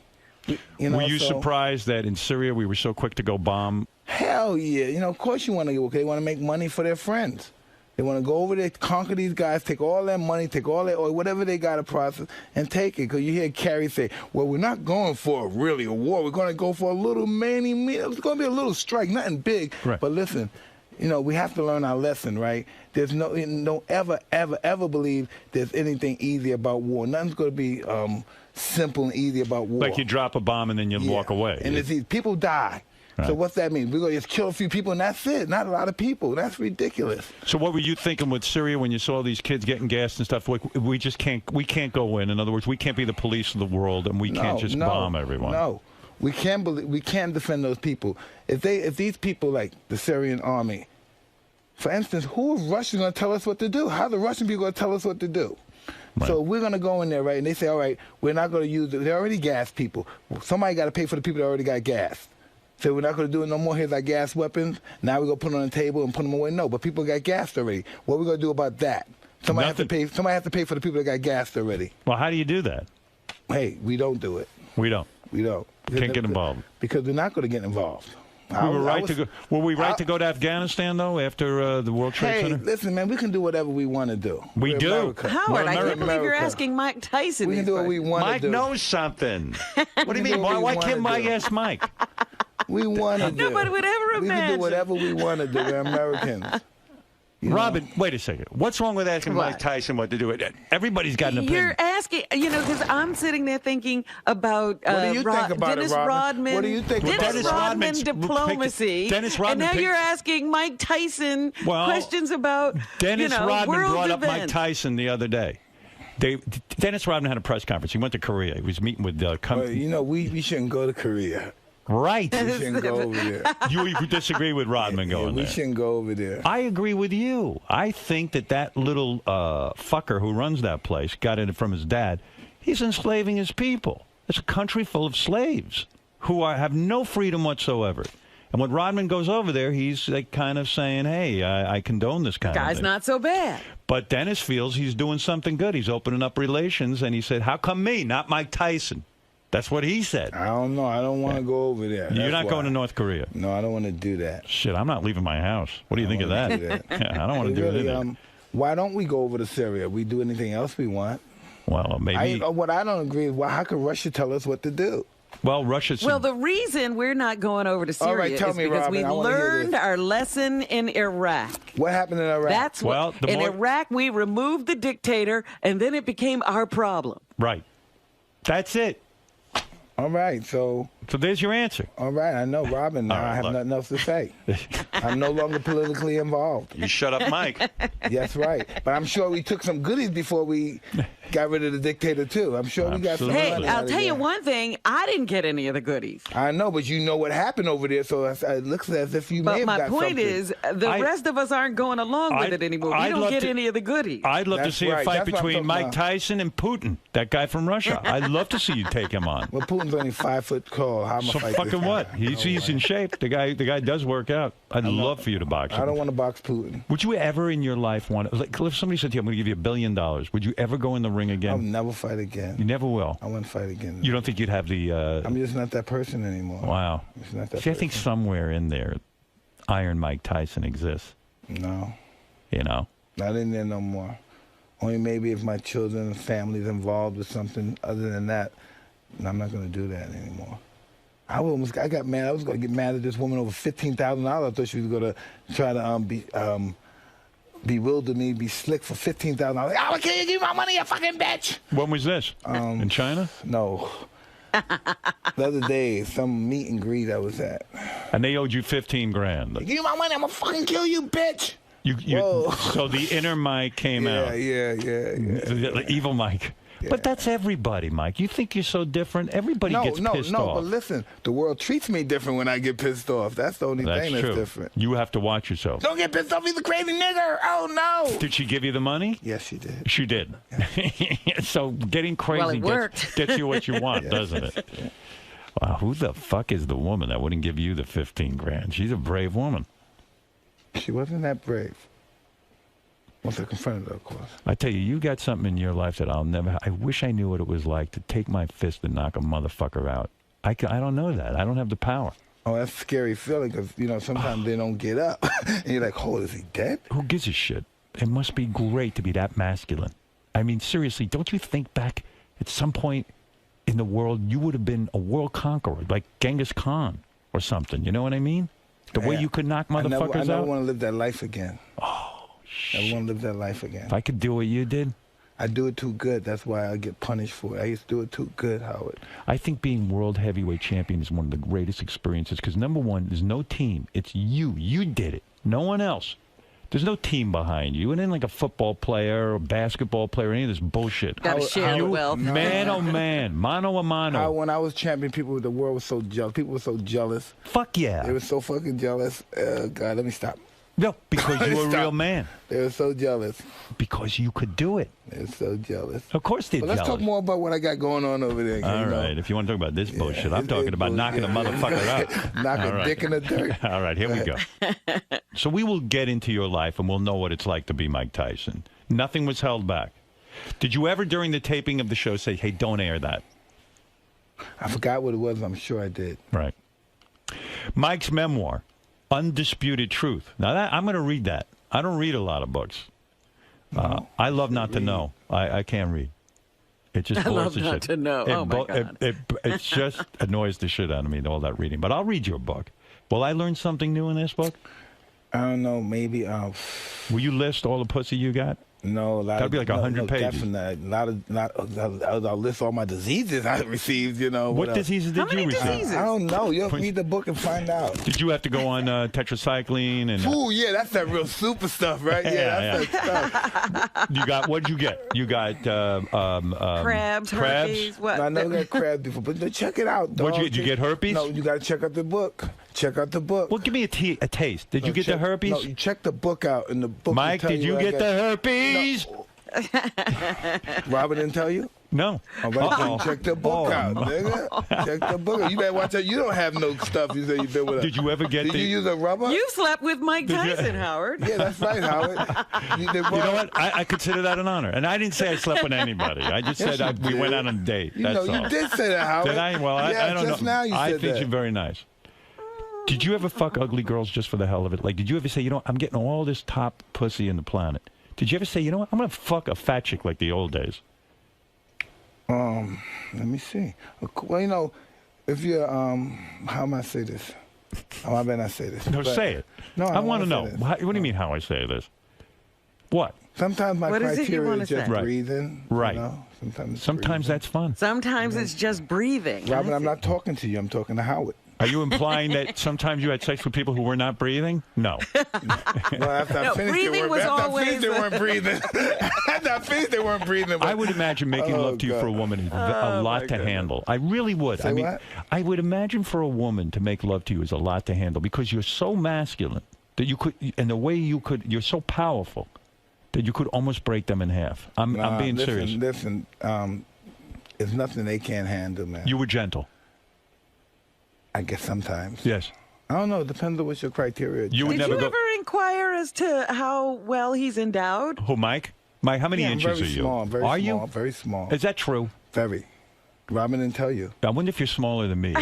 Like, just when I'm, like, flaccid, I'm like an inch. Well, I'm not kidding. 1 inch, like a little button. Golly. And I imagine with you women, because you're such a physical specimen, women must have been waiting for like a big schlong to come right out of those pants. And then they were probably like, you know. Get them drunk and... Wow. How many inches are you hard? I'm very small, Howard. Are you 6? I'm very small. Smaller than 6? Smaller than 2. No, come on. Stop it. When you're hard, how many inches are you? No. Mike, tell me. Somebody got to suck it and make it grow. I don't know how. When it grows to its fullest. And don't tell me you haven't measured. No. You've never measured your dick? I have to measure. You would like to measure it, Howard? I'll measure it. Take it out. You would, I'll measure that motherfucker right now. Suck it, Howard. That's like you're crazy. Right. I'll make out with you, but I'm not sucking your dick. You're sick, Howard. That's good. That's good. I like Howard so much. All right. Well, someone come in and make it grow, and let's measure Mike right now. All right. Mike's memoir, Undisputed Truth, co-written with Ratso, my boy. Ratso, he did your book as well. He certainly did both books. Yes. And he's a terrific guy, right? Oh, the best. And did he have to sit there and interview you and draw you out and this kind of thing? Well, he's supposed to do it in, 07, 08? Right. And that was during my cocaine days and stuff and drinking days, so that never happened. Never happened. Right. So once I got stable, we did it again. We did it again, Howard. You did. Good. We did it again. We did it. And Ratso is well hung or no? I have no idea. No idea. I never found out. I'm sure you know that. No. Know Howard. I do not want to see him naked. You know that, Howard. I draw the... All my friends think he's Ron Jeremy. Right? All my friends think, that's Ronnie. Hey, do you hang out with Jay-Z? No. You do not? No. Okay. Jay-Z's an elite. He's a big time guy. He ain't gonna hang out with me, guys. Why do you act like you're nobody? I'm a little small guy. No, come on. Don't have no fucking money and shit. Yeah, those guys got major money, Jay-Z and Beyonce. I got no money. He's got about $750 million. What's that like? What's that like? You had that. You had to go fucking give your car to the cops. I know, but it's just a car. Yeah, but you did a lot. God only knows what you did with that money. God. Good Lord. God. It must have been fun hanging around with you. Were you like Elvis, like giving gifts to people? Like, hey, man, here's a car, here's a... Yeah. How big was the entourage? Yeah. How many people in that entourage? Comes and goes. It depends. 40 today, 65 tomorrow. Unbelievable. 18 today, 95 tomorrow. And where are they all now? Hey, I have no idea. Exactly. They're spending the money I gave them, so they probably... Got a point there. Look for Mike's HBO special, Undisputed Truth, out later this year. That's your one-man show? Yes. We're doing that again. Yes, we're doing another... And plus, I got it on HBO. Yeah, you said that, huh? Yeah, HBO special. The long trip. Yeah. You don't know how many hours you were on the plane for China? Well, I don't know, maybe 15 there, 15 back. Is that a private jet? Oh, no, I don't do private. Only rich people got private jets, and I'm not rich anymore. No, but I'm saying... I'm doing the long haul with the whole passenger, the whole 70 people or 600 people, whatever it is. When you're on the plane with 70 people, and you're Mike Tyson, you're one of the most famous people in the world, do they drive you nuts? Do they come up, autographs, whole thing? Or do they leave you alone? You know, that's what happens. Yeah, that's cool stuff. Whatever happens on the plane? Yeah, that happens. Yeah. I just, being on a private plane doing that would drive me nuts, being by myself. You'd rather be on a commercial flight. Being by myself would be nuts. All right, listen, Mike, thank you so much. It's always a pleasure, brother. And pleasure. And we learned many things today. We learned you went to China, but we don't know why. Yes. You're promoting something. You screamed at some woman and she gave you $15,000. Well, because she's supposed to give me 30, but she gave me 15, but I wanted the other 15, and she didn't give it to me, so I had to yell at her and scream and talk about the killer and the badass Tyson and all that stuff. But I got the money. Yeah, you got to bring that out once in a while. Every now and then it's good. Don't tell me that's not bad to bring out. And we learned you're now sober 33 days. 33 days. That's good. All right. Listen. That's it. I'm listening to you, brother. I'm listening to you. And notice as you get older, the fro is getting thinner. Who is mine? Yours, yes. I got a thick head of hair. What the fuck are you talking about? No, it's thinner than that. You used to have the bush. Well, I cut it. You in denial? Are you in denial, brother? You ain't in denial. I'm not in denial. My fucking hair is thick and beautiful, and I don't dye my hair. There's no, and I'm an older guy. But it used to be the bush. It used to be the super bush, dude. Well, I had long hair, yeah. But I can see the difference. He cut it when he got it. I cut it. You got offended when I said that. That's right. Don't talk about my bush. Okay, I'll put up with anything, but not that. Bush. All right, look. Who do you have next? Who was the guy? Mel B. You know Mel B from the Spice Girls? Yes, Mel B. Yeah, I work with her on America's Got Talent. What's that all about? That's pretty awesome, huh? Yeah. Yeah. Pretty awesome. Big finals this week. You should come by. Watch it. Who's in the final? 6 people. Radio City Music Hall. It's going to be hard to get away from the kids and wife. Bring the kids. Kids love that show. This is a great show for them. I'd like to do that then. Yeah, do it. When can I do that? Do it tonight. We're on tonight. Well, I have my wife. I'll bring my wife tonight. Bring her up. Tell her to wear something hot. Okay. I've seen your wife. She's pretty hot. All right. I don't know. I'll do that. I'll take a look at The hot wife. The hot wife. Yeah, we'll party with her. That'll be fun. fun. The hot wife. She's not that going. Anything. I'm hot. I've seen your wife. She's hot. I saw your old wife. I haven't seen your new wife. I saw your new girlfriend. I have a wife. I don't have a girlfriend. What girlfriend? I have a wife. I've been married for like years. But she was your girlfriend. Well, of course. She was my girlfriend first, and then I got married. You know what I mean? Yeah. How do you feel about that? You could just marry her. What do you mean how I feel about it? That's so awesome. But don't you think your first wife was with you when you were broke, right? That's right, of course. That's right. Did you ever think, wow, I think I deserve a better wife because I have more money, and now I don't like my wife money, no listen, more? There are people who have no money, and they get divorced. It's not a question of money. No, don't get serious now. No, I'm being serious with you. I know, don't get serious. You're trying to engage me in some kind of conversation. Where are the jokes? Where are the jokes? Yeah, where's the funny ha-ha, Mike Tyson? Yeah, I'm trying to learn from you. I'm not coming over your house. Come on. You're no fun, man. You know what? I like you better when you're drinking. Oh, no. No offense. You better calm down. Insulting my hair, my wife. I'm not insulting your wife. I know. No, you're a good man. I'm insulting your wife. All right, listen, we had fun. Now the fun's over. Now go get some sleep.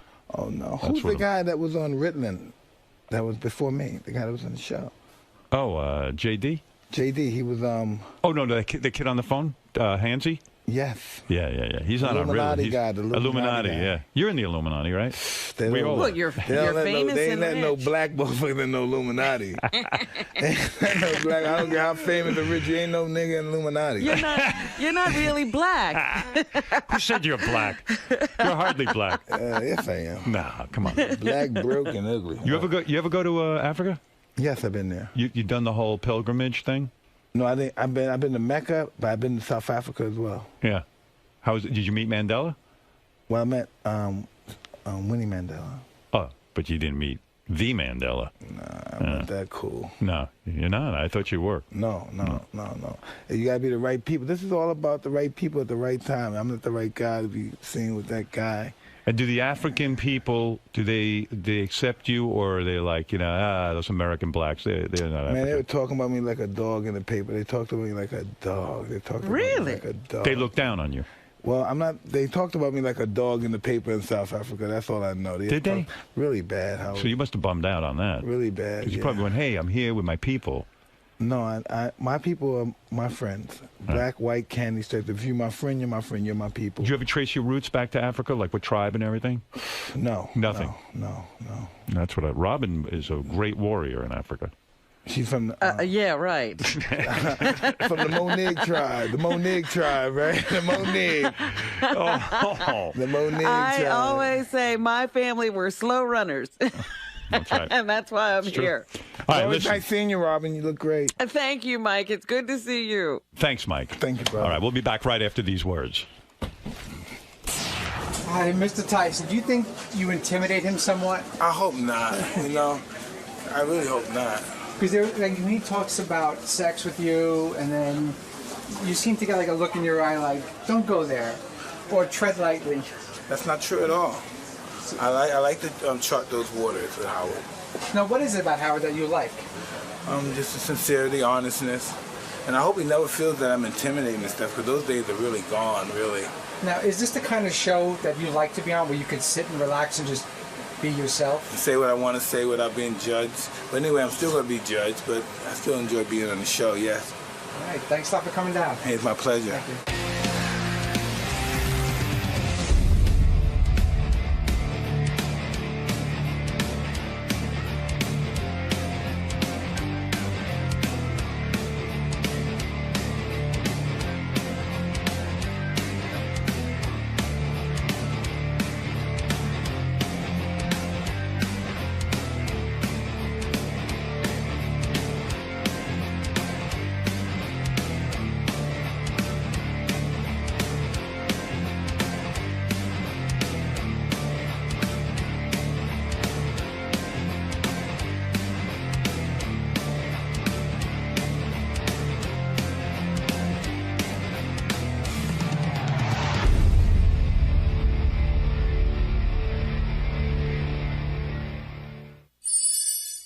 This is the best of the wrap-up show. A recap and behind-the-scenes look with John Hyde and Gary Dell'Abate. The best of the wrap-up show begins now. Hey, it's Sal Governale.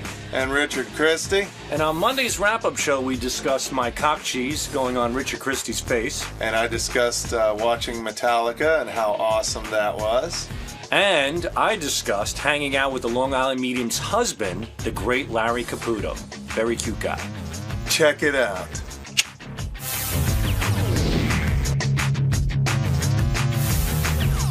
Let's get into the Sal thing. So Sal shows up. Well, forget the Metallica concert. Sal shows up to AGT, and maybe he brought his wife and kids. I'm not really sure. But he shows up with Mr. Long Island Medium. I think it was just Mr. Long Island Medium. He brought him over to me. Who apparently is his buddy now. You know, he takes him everywhere. I had no idea who the guy was, right? So he kept saying, like, the music was loud while at AGT. And he kept yelling something about Jackie's party that we met at Jackie the Joke Man's barbecue. But I didn't remember. Then I saw, like, during the next commercial break, Sal brought him up to meet Howard. Then I saw during the next commercial break, I saw him all by himself talking to Beth. And then I saw Ronnie, like, giving him the bum's rush, like, push out of the way. And I asked Ronnie about it this morning. And he said, yeah, they were back in 10 seconds. The guy's seats were like 50 rows away. I got to get people out of the shot. What's going on here, Gary? He's just a guy from Long Island, just like Sal. John and I can't figure. I don't know if listen. I don't watch the show, and I have nothing against the guy. It's funny because there were 3 women sitting next to me, and when he left, they go, "You don't know who that is?" And I'm like, "No." She goes, "That's a Long Island Psychic's husband." I'm like, "Oh, okay. I didn't know." So I can't figure out if this is like Sal's way of getting like. It's like, okay, if I can hang out with Bruce Springsteen and some of those guys, I'd be all about it. Is this Sal's Bruce Springsteen, or is Sal such a believer of the Long Island Psychic that he loves having access? I can't figure it out. Well, you're not hanging out with Bruce. You're hanging out with Patty in this situation. So that's the difference there. Okay. But I think part of it is... Patty's put out a couple of records, by the way. Understood. No slight against her.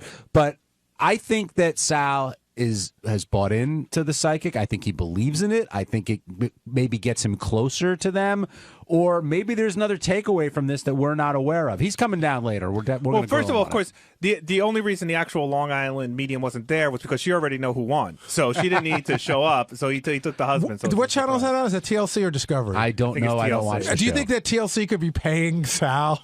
Like, is this some weird guerrilla marketing? That'd be so where great. they say, we'll give you $1 million if you just take him to every event? Let's ask him. We'll see what he has to say. Patty in Dallas, you're on the wrap-up show.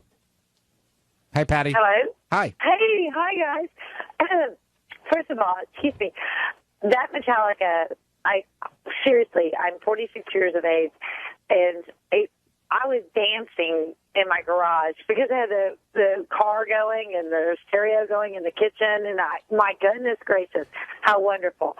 But Judy McCarthy, she was pretty cool today, don't you think? I think she's cool every day.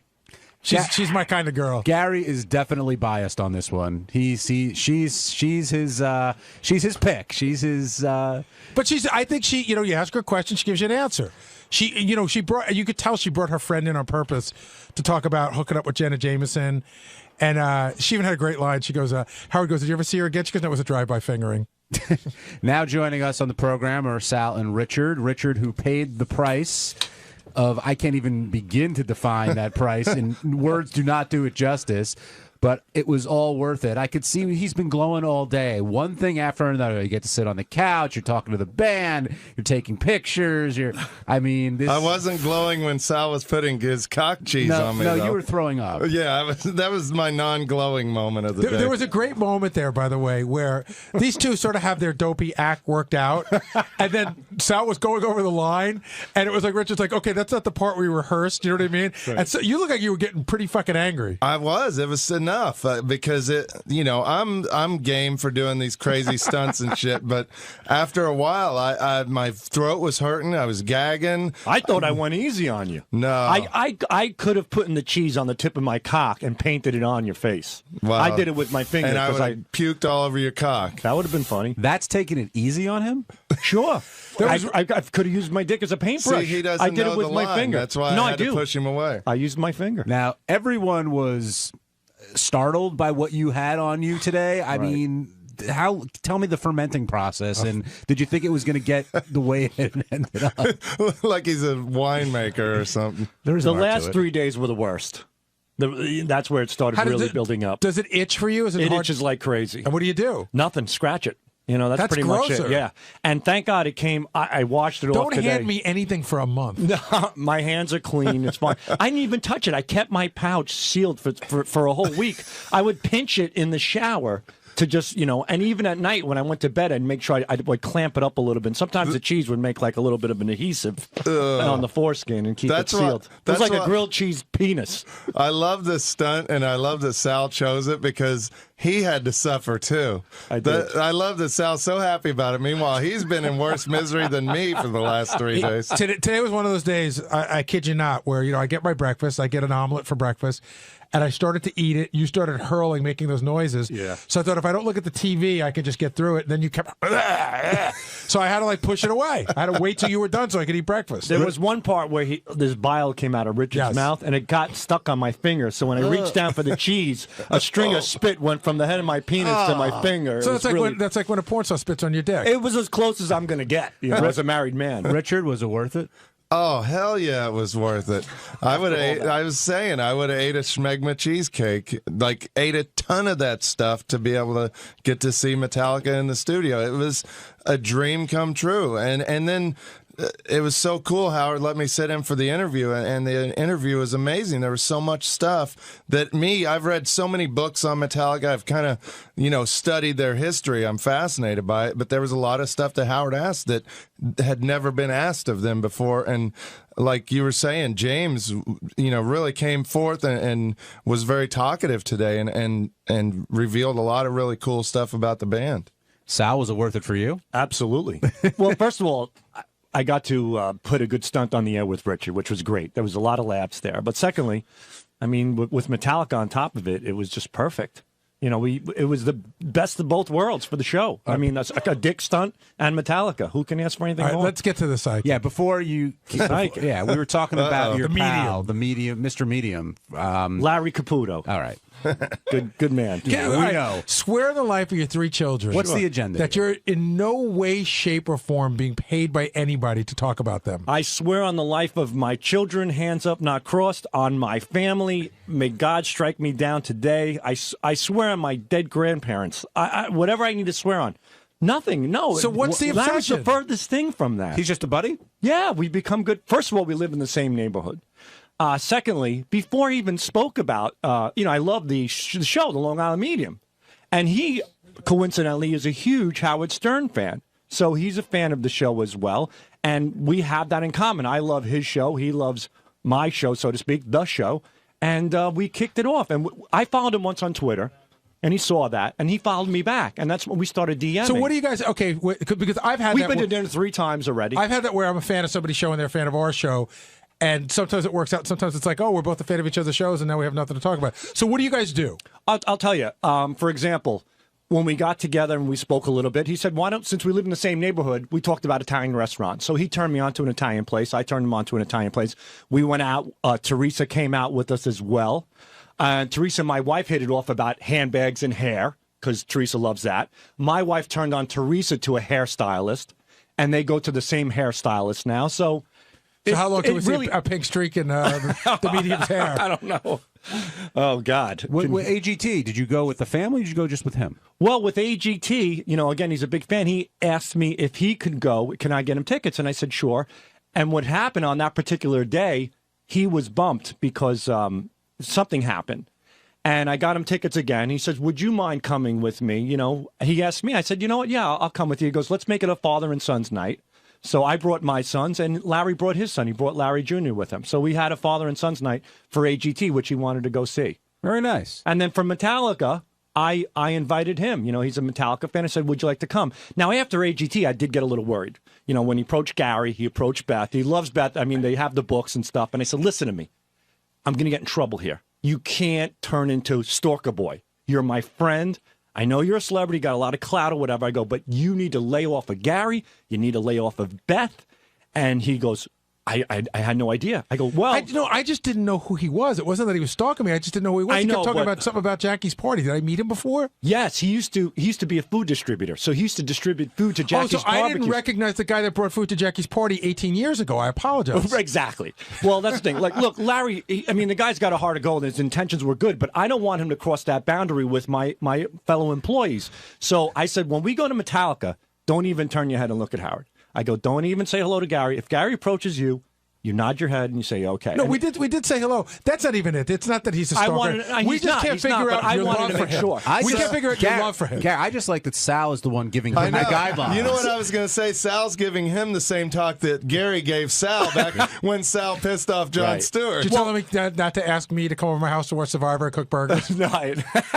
Now that you put it that way. He's a great guy. Okay, thank you for clearing that up. The other thing that Howard said about you guys early in the show was that everyone at the concert concert was sort of trying to be noticed instead of, and he accused you of that, Richard, mostly, I think, rather than just enjoying the show. Like you were doing it to draw the attention away from Metallica for some reason. What do you guys have to say? I go nuts.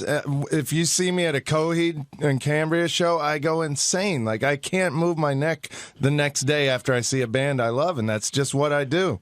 When I go to concerts, I go crazy. I think the one person that wanted to be noticed was Ralph.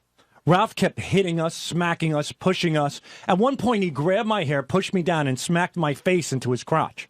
I mean, that's like, ridiculous. Ask Brian. When we went to Iron Maiden, me and Brian Phelan, I went nuts, right? That's and I play drums on Brian, and we have fun That's together. our idea of fun. We're not looking to get noticed. We're just jamming out with the band. We have a great time. We're those guys. We're those idiots. Right. You know, that's us. But, yeah, Ralph... I don't know. He seemed to be like he wanted. To me, it seemed like he wanted to make Howard happy, and he kept pushing me. Anytime I take a picture, he pushed me, and he started hitting me. Why would that make Howard happy? Just because Howard was laughing at it. I thought he was just trying to entertain Howard for it. And then Howard left, and it got ridiculous what he was doing, and I really almost knocked him out, man. It was really annoying. A lot of us just couldn't get over the fact that Metallica was, I know you were in there, Richard, but like Metallica's in the studio, like right now. It was one of those, oh my God, I can't believe they're here. And the more interesting thing is that they played the song. So I like when Howard says, okay, so the song one, who wrote the words, who wrote the lyrics, how did you write the whole thing? And then you can get the whole story. And then they play the song. I love when James talked about Fade to Black and staying at Metal Joe's house. And, I know who Metal Joe is because I read so much about Metallica. I love that James was surprised that Howard didn't know who Metal Joe was. Who is Metal Joe? He's a famous guy in the Metallica world, yeah. Do fans always feel that Metallica is selling out? Howard said it was the Black Album, and Lars was like, no, it goes way back to Ride the Lightning. Yeah. I mean, they for their time were the fastest and heaviest band, and when they came out with Fade to Black, a lot of fans gave them a hard time, but I love that song, and it didn't really faze me. I was like 10 years old at the time. But I remember when everybody was up in arms when they cut their hair. Right. And they were like, oh, he cut their hair. They That's what I sold got. out. It's like, really? When they cut the hair and did, was it Load and Reload? Yeah. They were like, that's a sellout. But I guess, everything's a sellout. I mean, band has to evolve. And I can't believe, you're a heavy band. You can't write a softer song. Every rock band's done it. Yeah, I mean, they progressed, and look where they are. They're the biggest band in the world. Sal, how would you describe the look on Richard's face when they were performing One? It was like a Make-A-Wish Foundation found a retard and put him on the couch. It's so funny that you say that because they kept cutting to Richard, and you did look retarded. Yeah, you looked retarded. Because you know what? No offense, man. No offense taken. Your mouth was hanging open, and your head was tilted in a weird way. Yeah. And you were just sort of stunned. I was. You were welling up, too. I couldn't believe I was. I was trying not to cry in front of them, but I just couldn't believe. I couldn't take it in. It was everything going on in my head that, wow, Metallica is right here playing one of my favorite songs in the whole world, a song that I've worshipped since I was a kid, and it still freaks me out. But I don't understand why you tear up over that part. Like, we were talking in the back about One, and I guess in the beginning of the song, it's slow, and then, of course, it kicks in. It's not the song that brings tears to your eyes. Like, why did it make you feel that way? Because I have a lot of great memories of listening to that song, and it came out going into high school, my freshman year, and I know you just asked this, so I'll start crying again. No, I did. I really want to know. But it's just a fucking huge song for me. I remember my buddy Jason getting the cassette, and then I bought the cassette, and we both had the Injustice for All cassette, and we went out camping, and we snuck some beers out there and just listened to that album over and over and over when I'm 14 years old, and it just brings back so many great memories. And I remember watching the video for One with my dad, and we kind of connected over, just the themes of the video and stuff. So I'm getting emotional now. Okay, but you didn't say I haven't heard your dad part. I heard you told me before about Jason, but why? What with your dad really connected? I mean, it's a sad song, and it's about a guy that got hurt in war, and my dad was in the Vietnam War, and so and you just see. Through this song, how brutal war can be, and through the video as well. And so, all that stuff kind of comes back in my head when I hear that song. it was definitely emotional for everybody, but you being literally 5 feet away as they're playing that song, I mean, how could you not be overwhelmed? I know, and it was weird. I wanted to like get up and mosh in the little area in front of Howard's desk, but I was like, Howard will get pissed if I do that. And I know. Good move, Richard. Seeing it here is different than seeing it in a concert, but I have to say, when they played it the other night at the Apollo, the lighting on that is fucking amazing. Yeah. It really adds to the song. It's the intro, the whole thing, the lights going off and on, like kind of like bombs almost going off. Yeah. And did the gay come out at all for Nothing Else Matters, or did you like their sort of take on that? How they were joking around about how James was going to sing it to Lars? I thought that was so great that they had such a good sense of humor about it. Like James said, should I turn and sing to Lars? It really was. I mean, they're the nicest guys, and when you see that they have a great sense of humor, it makes you an even bigger fan of theirs. I see Scott Salem standing over there. Scott, congratulations. Job well done. Thank you. Scott I can't say it was all me, but it was a team effort. But isn't it really? I'm not taking anything away from you. I mean, you help facilitate, but isn't it at the end of the day, it's as good as their sound people are? In other words, it's their sound people. You're not really running the sound. No, and you're not setting up the mics. Chris was. I was setting up stuff. Who ran the board? Chris Gibbons. He did? With assistance from their people. I thought everybody brings their own people. They have their own people here to help. But they didn't have their own guy running the board? No, Chris Gibbons was. I'm surprised. I didn't know that. I looked over and Scott was air drumming. He was getting into it. And Sandman's awesome, man. Scott spent a lot of time Sunday working with the crew to make it happen. As a matter of fact, he took it so seriously. Can I say this? This morning he was livid because DePace wanted to move some of the instruments around. And Scott was in the hallway and he was livid and he was screaming about it. He was saying, hey, you know what? If you want to have things done a certain way, have your guys here on Sunday, which they said they did have 2 of their guys here. Yeah, but they weren't here to. They were here to film. They weren't here to. Right. They weren't here to place the equipment where they needed it. We did it the way I did it was I told Metallica, whatever makes you guys the most comfortable, that's what you're going to do within reason, obviously. So Lars on his way out said he had a present for Richard, and the present to you from Lars is his sticks that he used today. Shit. Wow. Come on, cry. Oh, my God. So Lars stick. Yeah, Lars stick. Wow. Richard, you saw him play with those sticks. Can I rub my cock cheese on them? No, you stay the hell away from these. They were used to play 3 of their biggest songs on the Howard Stern Show. Wow. Can I have one of them? Thank you, Lars. Wow, this is insane. Thank you, Scott. Now, will you put those away or will you drum with them? No, I actually have a drumstick display case. I'm going to put them right in there. What else is in there? My office. Right now, I have a pair of my sticks in there, but those are getting out, and Lars's sticks are going in. This is incredible. Does it take anything away that Scott presented them to you? No, Scott's a drummer too, so I appreciate it. It's so nice. Wow. The only bummer is I didn't get to say bye to Lars, but I think he just left. Oh, man, this is awesome. Well, thank you, Lars, if you're listening. This is freaking I love, amazing. as we're talking, all the Metallica stuff is going by us. You see all the road cases. Hey, buddy, that cock cheese goes a long way. It does. Yeah, I was going to say, you took the cheese to the face, but look what you got from it. Yeah. That cheese is magical, motherfucker. I love cheese now. Oh, this is, wow. I'm blown away. Thank you, Lars. That's very cool. My first Metallica concert, John, was at the Garden when the orchestra was playing. Mm-hmm. So I'm there. And this is before I was on the show. I didn't even know Richard. But Howard shows up with Ralph and I believe Ross. So I got all excited because back then I was just a caller. So me thinking that Howard gives a shit, I grabbed the usher and I go, let Howard know that Sal the stockbroker is here. And he's like, what? I go, Sal the stockbroker is here. Let Howard know. So the usher walks down and goes to the front of the stage. He taps Howard. He's talking. He points up to me. Howard nods his head. Okay. Usher starts coming my way. I'm like with my buddy going, hey, this is it. Howard's going to invite me down. Delusional Sal. He said, the usher comes up. He goes, he says he has a stockbroker already. Thank you very much.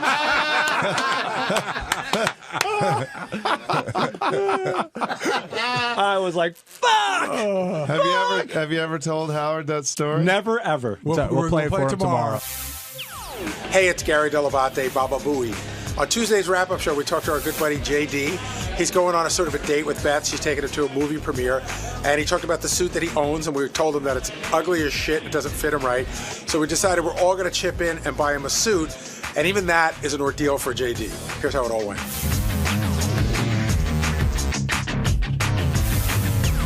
JD is heading to a movie premiere with none other than Beth Stern. So congratulations on that. What movie? Gravity. Oh, it's a good movie. Yeah, I want to see that. You saw it? No, I'm Oh. saying, look, are you? Is she taking you or are you taking her? No, I mean she's taking me. I mean she's the one that got the invite. How did she know that you wanted to see Gravity? So, like, I've heard about this movie, a long time, a couple years ago, and then whenever the trailer, I heard good things about it, and then when the trailer came out, the first trailer, I was like, holy shit. It looks amazing. I gotta see this fucking movie. So I know she is involved with like this film foundation or some sort of film thing. So I emailed her saying, listen, if you hear of any like screenings or whatever going on with this movie, I will donate money to whatever organization. Whatever. I'll tell them what to do. I'm going to see it. So you feel comfortable emailing Beth in those situations? Yeah. We talk. We email back and forth, and sometimes. About what?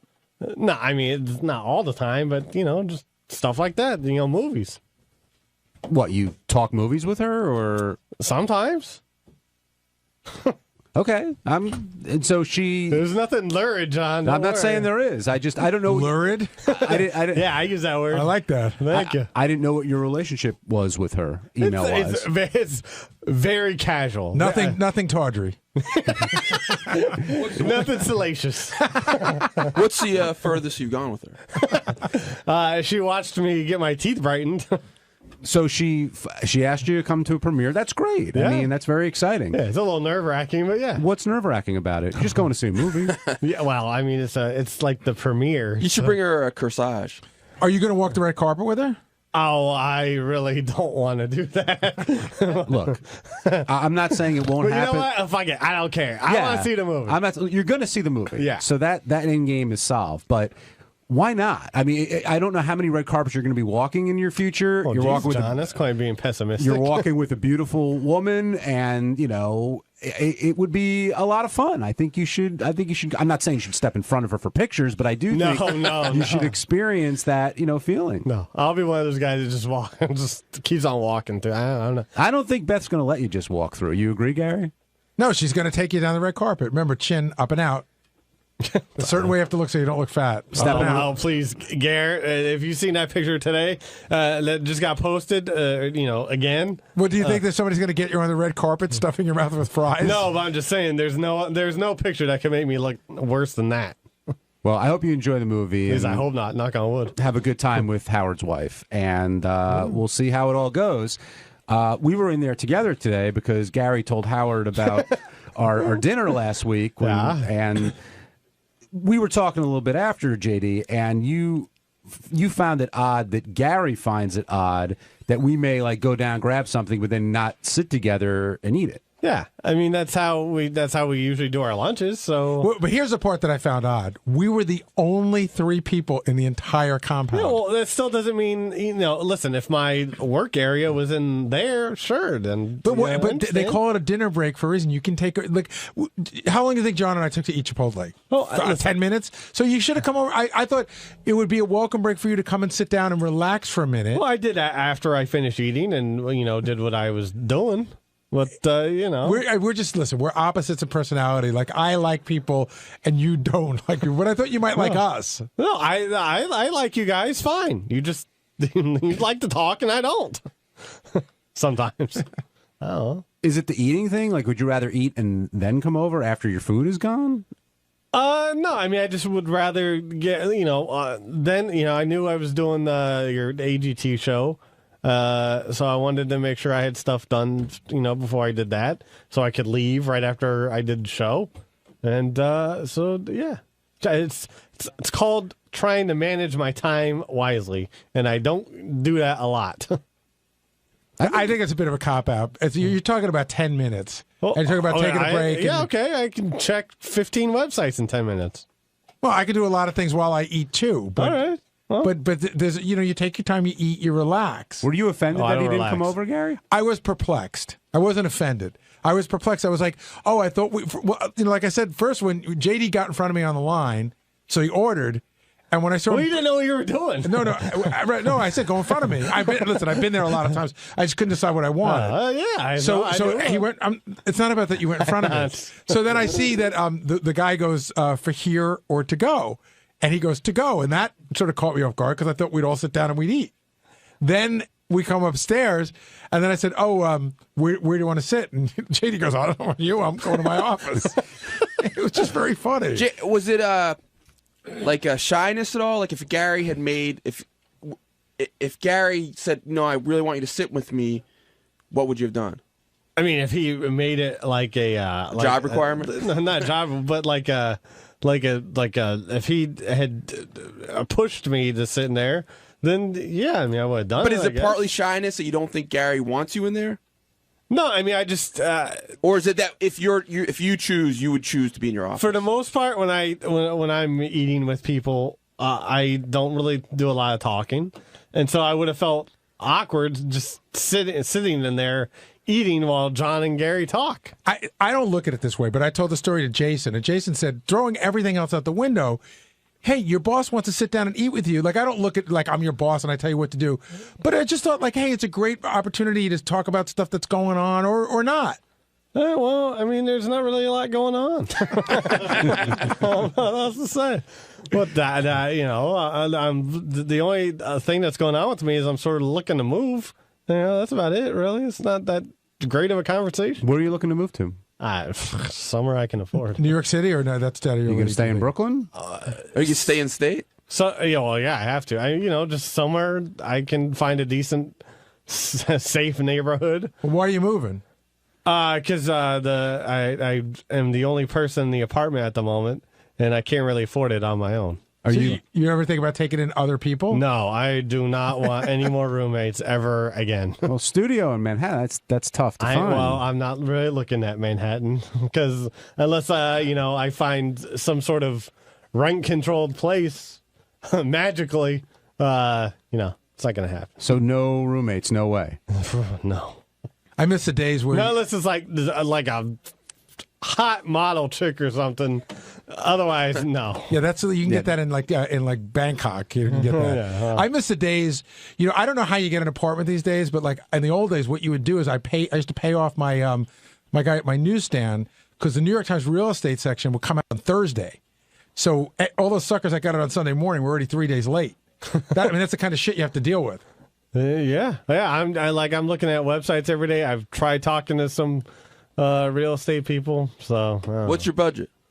I'm looking like in the $1,300, $1,500 a month range. You could get something in Manhattan for that, a studio. Yeah, well, like if I want to live in a closet or something. Like I remember going over to Richard Christie's apartment.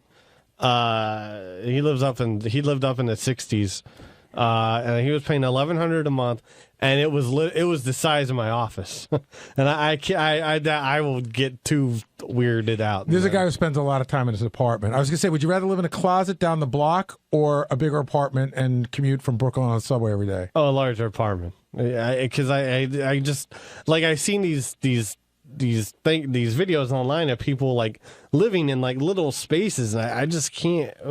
Do the Brooklyn thing. I mean, you've been doing it for a while. I know. I'm trying. What about Jersey, Hoboken, that sort of thing? No, I've heard.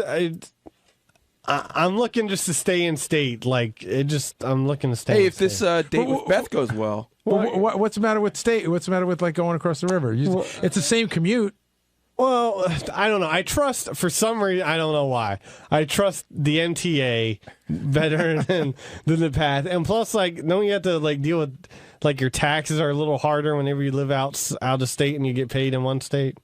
It's also what you're familiar with. Like, you know how the subways run, whereas New Jersey would be a whole new world for you, even though it's just across the I think if you're out of state for what you're dealing with, it's not a huge headache. They make it fairly easy. Do you do your own taxes? No, I've had a guy do them. So any guy that's any decent could do it fairly easily. Yeah. It wouldn't really be your headache. Steve, you made the move from Jersey to Brooklyn. Yeah, we just want JD to come out to Brooklyn so he will hang out with us. You know what I mean? Like so we can get him out of the house. If he were on the floor above you, he wouldn't hang out with you. No, I don't think that's true. No, that's not true. If he comes to like that Williamsburg, Greenpoint area where I'm at, I think we'll get him out. Teddy's still there. Nick is there. We all hang out. So that would be cool. Can you get him to that, what's that guy that throws the parties on the bridge?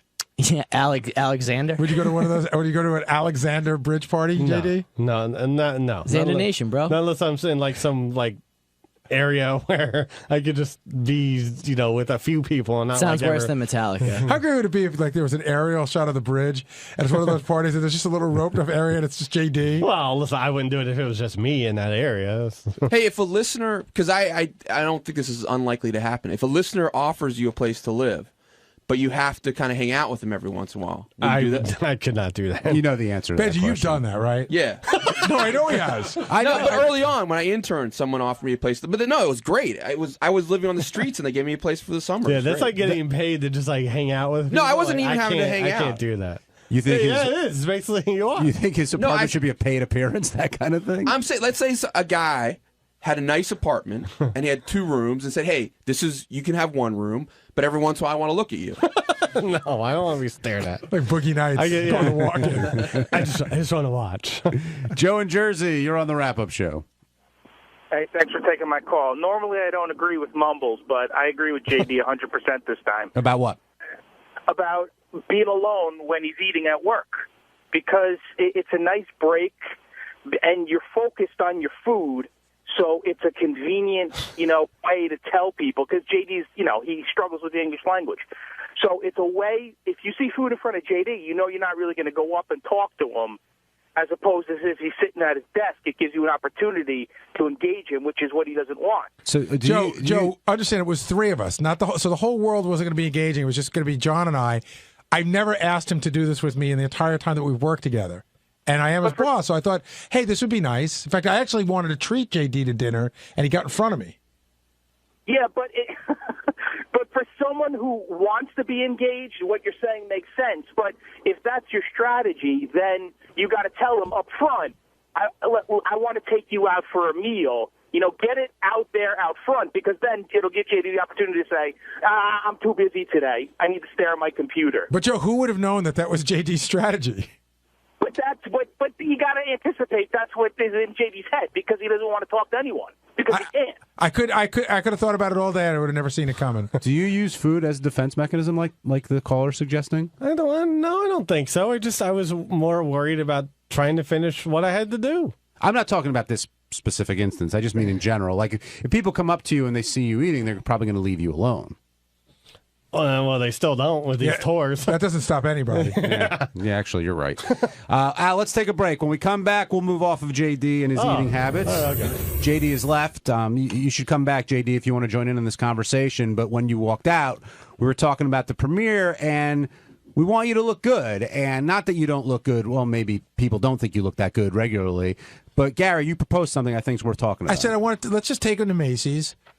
What, $300, $400? Get him a nice black suit, a regular black suit, good for funerals, weddings, bar mitzvahs, and red carpets. This good old fashioned black suit, and get it fitted for him. Because one of the things, there's 2 things wrong with the suit he has. The first one, it's crappy color, and the second thing is it doesn't fit him.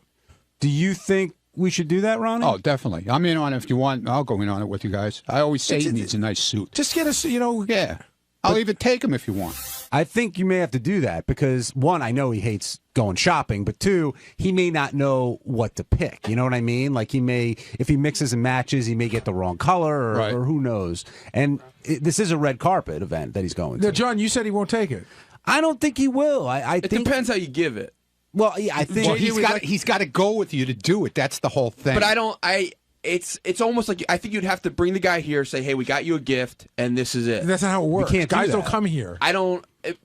But if you really want him to do it, that's the way to do it. By the way, I think you're not doing him any favors by bringing a guy here. JD needs to learn to go to a store and buy a fucking suit. I don't know. He does look great dressed up, though. He's a nice. He has a nice build. It will help him. Yeah. I think he's going to see it as charity, and he gets really defensive and upset if anybody wants to sort of give him charity. Make it like one of those sitcom things where you work out with Macy's in advance. That the suits are only $15. Well, I hope he's up for it. I'd be happy to chip in on that and have him looking good for this premiere. I'll chip in too. All right. So, I'm not. I just want to say that for the show. But you're not really going to chip in? Is that what you mean? I've gone to Macy's and bought a decent suit. I buy all my suits for like $300. They have all the name brands. Not a commercial for them, by the way. They have all the name brands, and so you can go and look. These have like 20 different brands. You buy them right off the rack. Ronnie's saying you can mix and match. So JD, we've decided that we want to help out. And we're going to chip in and get you a suit for the premiere. Oh, what? we decided that I'm taking you. You hear me? You're going with me. You think no, the suit? There's no answer. You think the suit you have looks good? Oh, I'm not being a dick. No. I'm not saying it's like the greatest suit. No, it doesn't fit you, dude. It's hideous. When did you see me? I've seen you. When did you see me? At the last function that he had to wear a suit. I think it was John's daughter's thing. No, yeah, that's the same goddamn suit. No, it's not. Yeah, it is. No, it's not. Same piece of shit. Hey, JD, when's your birthday? It's in December 29th. So make this your birth. This is your birthday Yes. present. John and I and Ronnie want to get you a suit too. for your birthday, and Benji for the air. Well, I mean, this premieres on Tuesday. So okay, so on Thursday we're going. So now you can get one right off the rack. It'll look nice. It'll fit you nice. It'll be black. You'll probably feel more comfortable going. You look good. You're going to be up there with Beth. I mean, you want to, hold your own. Well, I'm just there for the movie. I don't care if, how I. But wouldn't you rather have a suit just in general to be ready for all the things that you need to do? You need a suit. Well, that's what the suit's for that I have. But it's not a good-looking suit. Garbage. Do it for Beth's sake.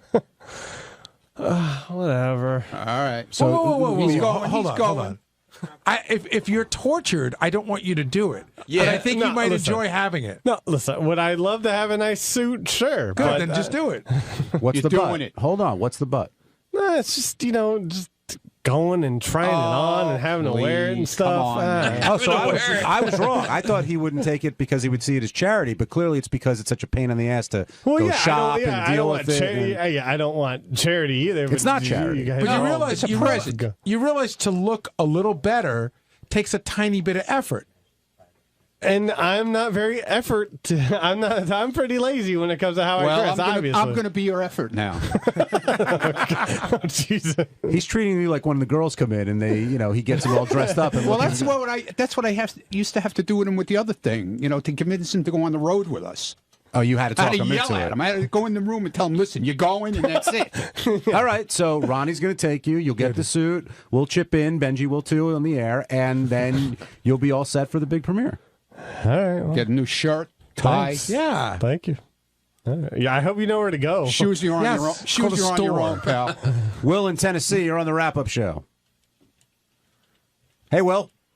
Hey, I had a similar suggestion. I was going to say have Ralph help him, but I like your guys' idea better.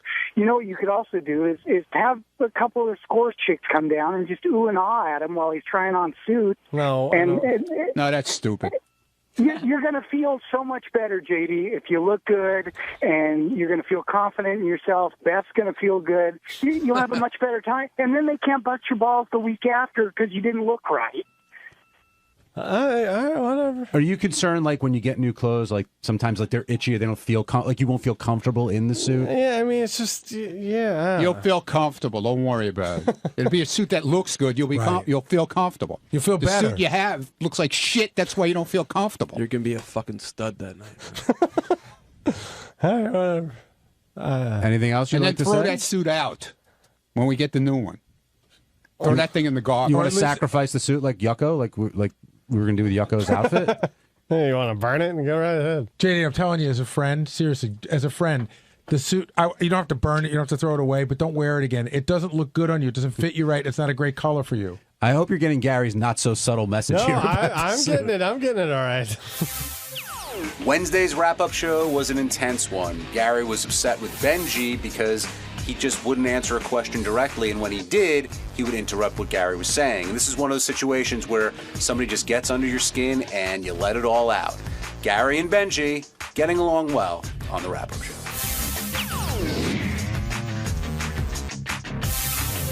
I do want to dip my toe into Benji's world, and I'm not calling it a vortex now. Did you hear that? I just heard you burn your toe.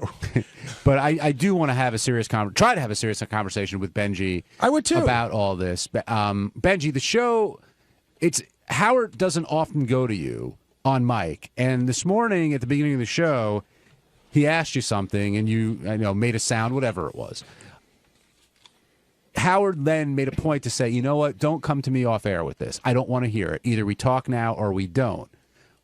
first question, why not answer the question he asked you? And then secondly, did you plan to talk to him off the air about it? In fact, he kept going to me off air about it, but I didn't say anything about it. No, see, that's not true either. Yes, it is, Gary. I mean, in a joking way, he was. We went to the commercial break, and I said, Howard, am I allowed to talk to Benji about this? And Howard said, sure.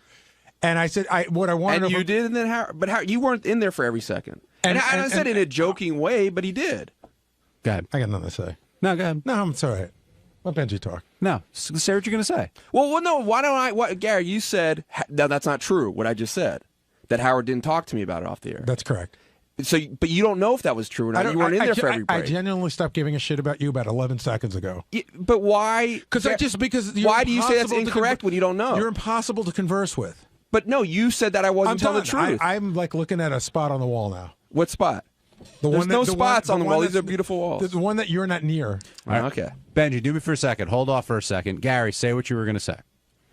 I went in and I asked Benji a question that had nothing to do with what we talked about on the air, because some of the guys in the office were suggesting that the entire episode was scripted and that nobody's really mad at each other at all. And that was really difficult to get an answer on that. I asked a very straightforward question. Benji, was that scripted? Yes. Howard goes, it was? Benji goes, no. And for some reason, but you talked to me with a lot of venom. There was no venom. Stop. Just like there is now. I'm fucking talking. Well, there was no. Absolutely no. Let me finish my respond. Thought. I'll you respond. can't respond because I'm not done yet. But no, I'm saying that why I talk. Fuck up. I'll turn your fucking mic off. Right. It's my show. Okay. And I can ask you to fucking leave. Ask me to leave if you want. Let me finish talking. Benji, let me fucking get the sentence out. As you see right now, you have so much venom, Gary. Because you're an asshole. Right. Okay. I'm looking for the respect of letting me finish a sentence. Okay. That's all I want. Right. It has nothing to do with you or venom between you and your girlfriend or all your other. I just want the respect of finishing the sentence I started. Like you always give me. We let you talk way more than you should. Okay.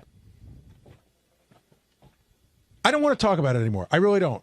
I'm disinterested in Benji. I'm annoyed by him. I think that he is a fucking weird dude. I think you can't have a conversation with him, and I'm sick of trying.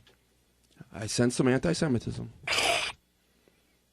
Why do you think Gary's so frustrated? Kidding aside, other than the anti-Semitism. I don't know. I think there's a lot of built-up anger. Over what? I don't know. You'd have to ask Gary about it. Well, I would, but I guess we don't see things eye to eye always. I mean, that's not true. But sorry, I interrupted you. Go ahead, Benji. Sometimes we get along real nicely. I don't like this kind of confrontation, but yet you elicit it. Okay. My frustration with you has nothing to do with anything more than your inability to just communicate with a person directly.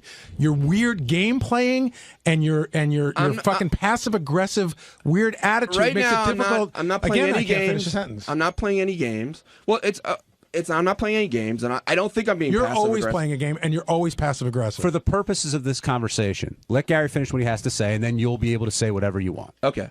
Go ahead, Gary. It's you're impossible to communicate with both on and off the air.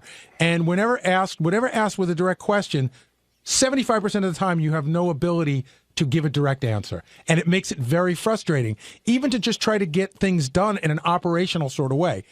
That's my only issue with you, Benji. Okay. I think, like I said, there's a lot of anger, and that's hurtful. And but do you understand why? You don't. You really don't understand why. No, I mean, I'm not. There's probably times that you get mad that I have no idea why you're getting mad. But that's. I mean, listen. You overall we get along pretty well, and I overall appreciate. But you haven't addressed anything. It's very frustrating to try to communicate with you. Very frustrating. But that's the essence of who I am. Like if you like you like it. If you don't, you don't. If you were an asshole, and I'm not saying you are, but if you were an asshole, would you just say, "Well, I'm just an asshole. I can't help that"? No. If someone said, "Hey, you're an asshole. You're an asshole. You're an asshole," and you said, "Why?" and they said, "Well, just the way you act. You're an asshole." It's like, well, then you don't like who I am. I think it's a cop out to say that I can't communicate with you. It's just the way I am. No, I actually think I'm a very good communicator, but not in certain situations on the air. Do you think that right now I think I'm communicating very well? You are actually. Well, do you think we're the only people who think you're difficult to communicate with? No. In other words, outside here, people have said happens all the time in certain situations. And when I have actually free reign to talk, I'm usually pretty good at it. Why do you think you struggle to give direct answers? You've been accused of this before, not just today. Well, I've said it before on the show that lots of things aren't an exact yes or no. And I have trouble committing to a yes or no when it's in between. See, I think you have trouble committing to a yes or no when it's not on when it's on air. I think when you're off air, like I've had conversations with you where I've talked to you off air and the answers are right there. It comes right out. See, I think I have conversations with them that are 50-50 like that. Sometimes it's just, I think that a question of how old are you is very clearly a yes or no answer. Hold on a second, but it's a yes or no answer. You said a lot of things. Actually, it's not a yes or no answer. Oh, that's true. It's not. Are you this age is a yes or no answer. Correct. But yet it's your inability. I've said, no, it's not inability. I've said 1,000 times I lie about that. I said there's been some weird things in my life about it, and I like to lie about that. You're clearer now than you were the first 150 times we asked you about it. But Benji, one thing that you do is a lot of times you'll say you've been unfairly painted as X, Y, and Z, and I think the reason you've been painted as such is because you've acted that way with certain things. So you can't expect people to treat you a certain way or expect an answer from you if this has been your past history. Do you know what I mean? I know you think that categorization is unfair at times, but people get frustrated in dealing with you in certain ways, and I know you're smart enough to see that. Now, do you enjoy sort of the game of, like lying about your age and stuff like that just to see how people are going to react? Or some things I enjoy the game about, yeah. But if you see that it's frustrating other people, why not let it go? God, I read. Who did I don't know. Well, because I'm not gonna. I mean, I'm not always catering to other people. Right. So that's just who you are. Yeah. Okay. Now, when you're in there with Howard and he's asking you a question point blank and you're not answering, are you doing it because you think it's a funny element for the show and it adds? No, normally I am trying to answer. Today, it's not something I wanted to talk about. So why not say it's something I don't want to talk about on the air? Maybe that would have been a better first response, but usually that's not respected either with me. Usually it's not, but it probably would have made it smaller. No, that's fair because a lot of times that's the kickoff for a much bigger conversation. If you're like, I really don't want to talk about this. So Gary, what's the way Benji should have handled it? Just answer the question. Howard said, hey, I don't want to talk about it. Howard gave you a hard time about. I understand. I just don't want to talk about it. There were people in the back. I don't know that I totally agree with this. That are the feeling is if you get to plug Elise's song every day, yours and Elise's song every day, then the trade-off is you need to talk about some things. Okay. So Lisa, I know, but I'm asking you how you feel about that. In other words, you're getting something out of this. It's not something you're owed. No, you're not owed a plug. A plug is a gift. So if you're getting something as a gift, do you feel any need to give something back? Yes, I do. I think I do a very good job. If you want to give me a plug, give me a plug. If you don't, don't. Jim in North Carolina, you're on the wrap-up show. Yeah, I mean, Gary, how can you let Benji get to you this much? I'm so upset that I did, Jim.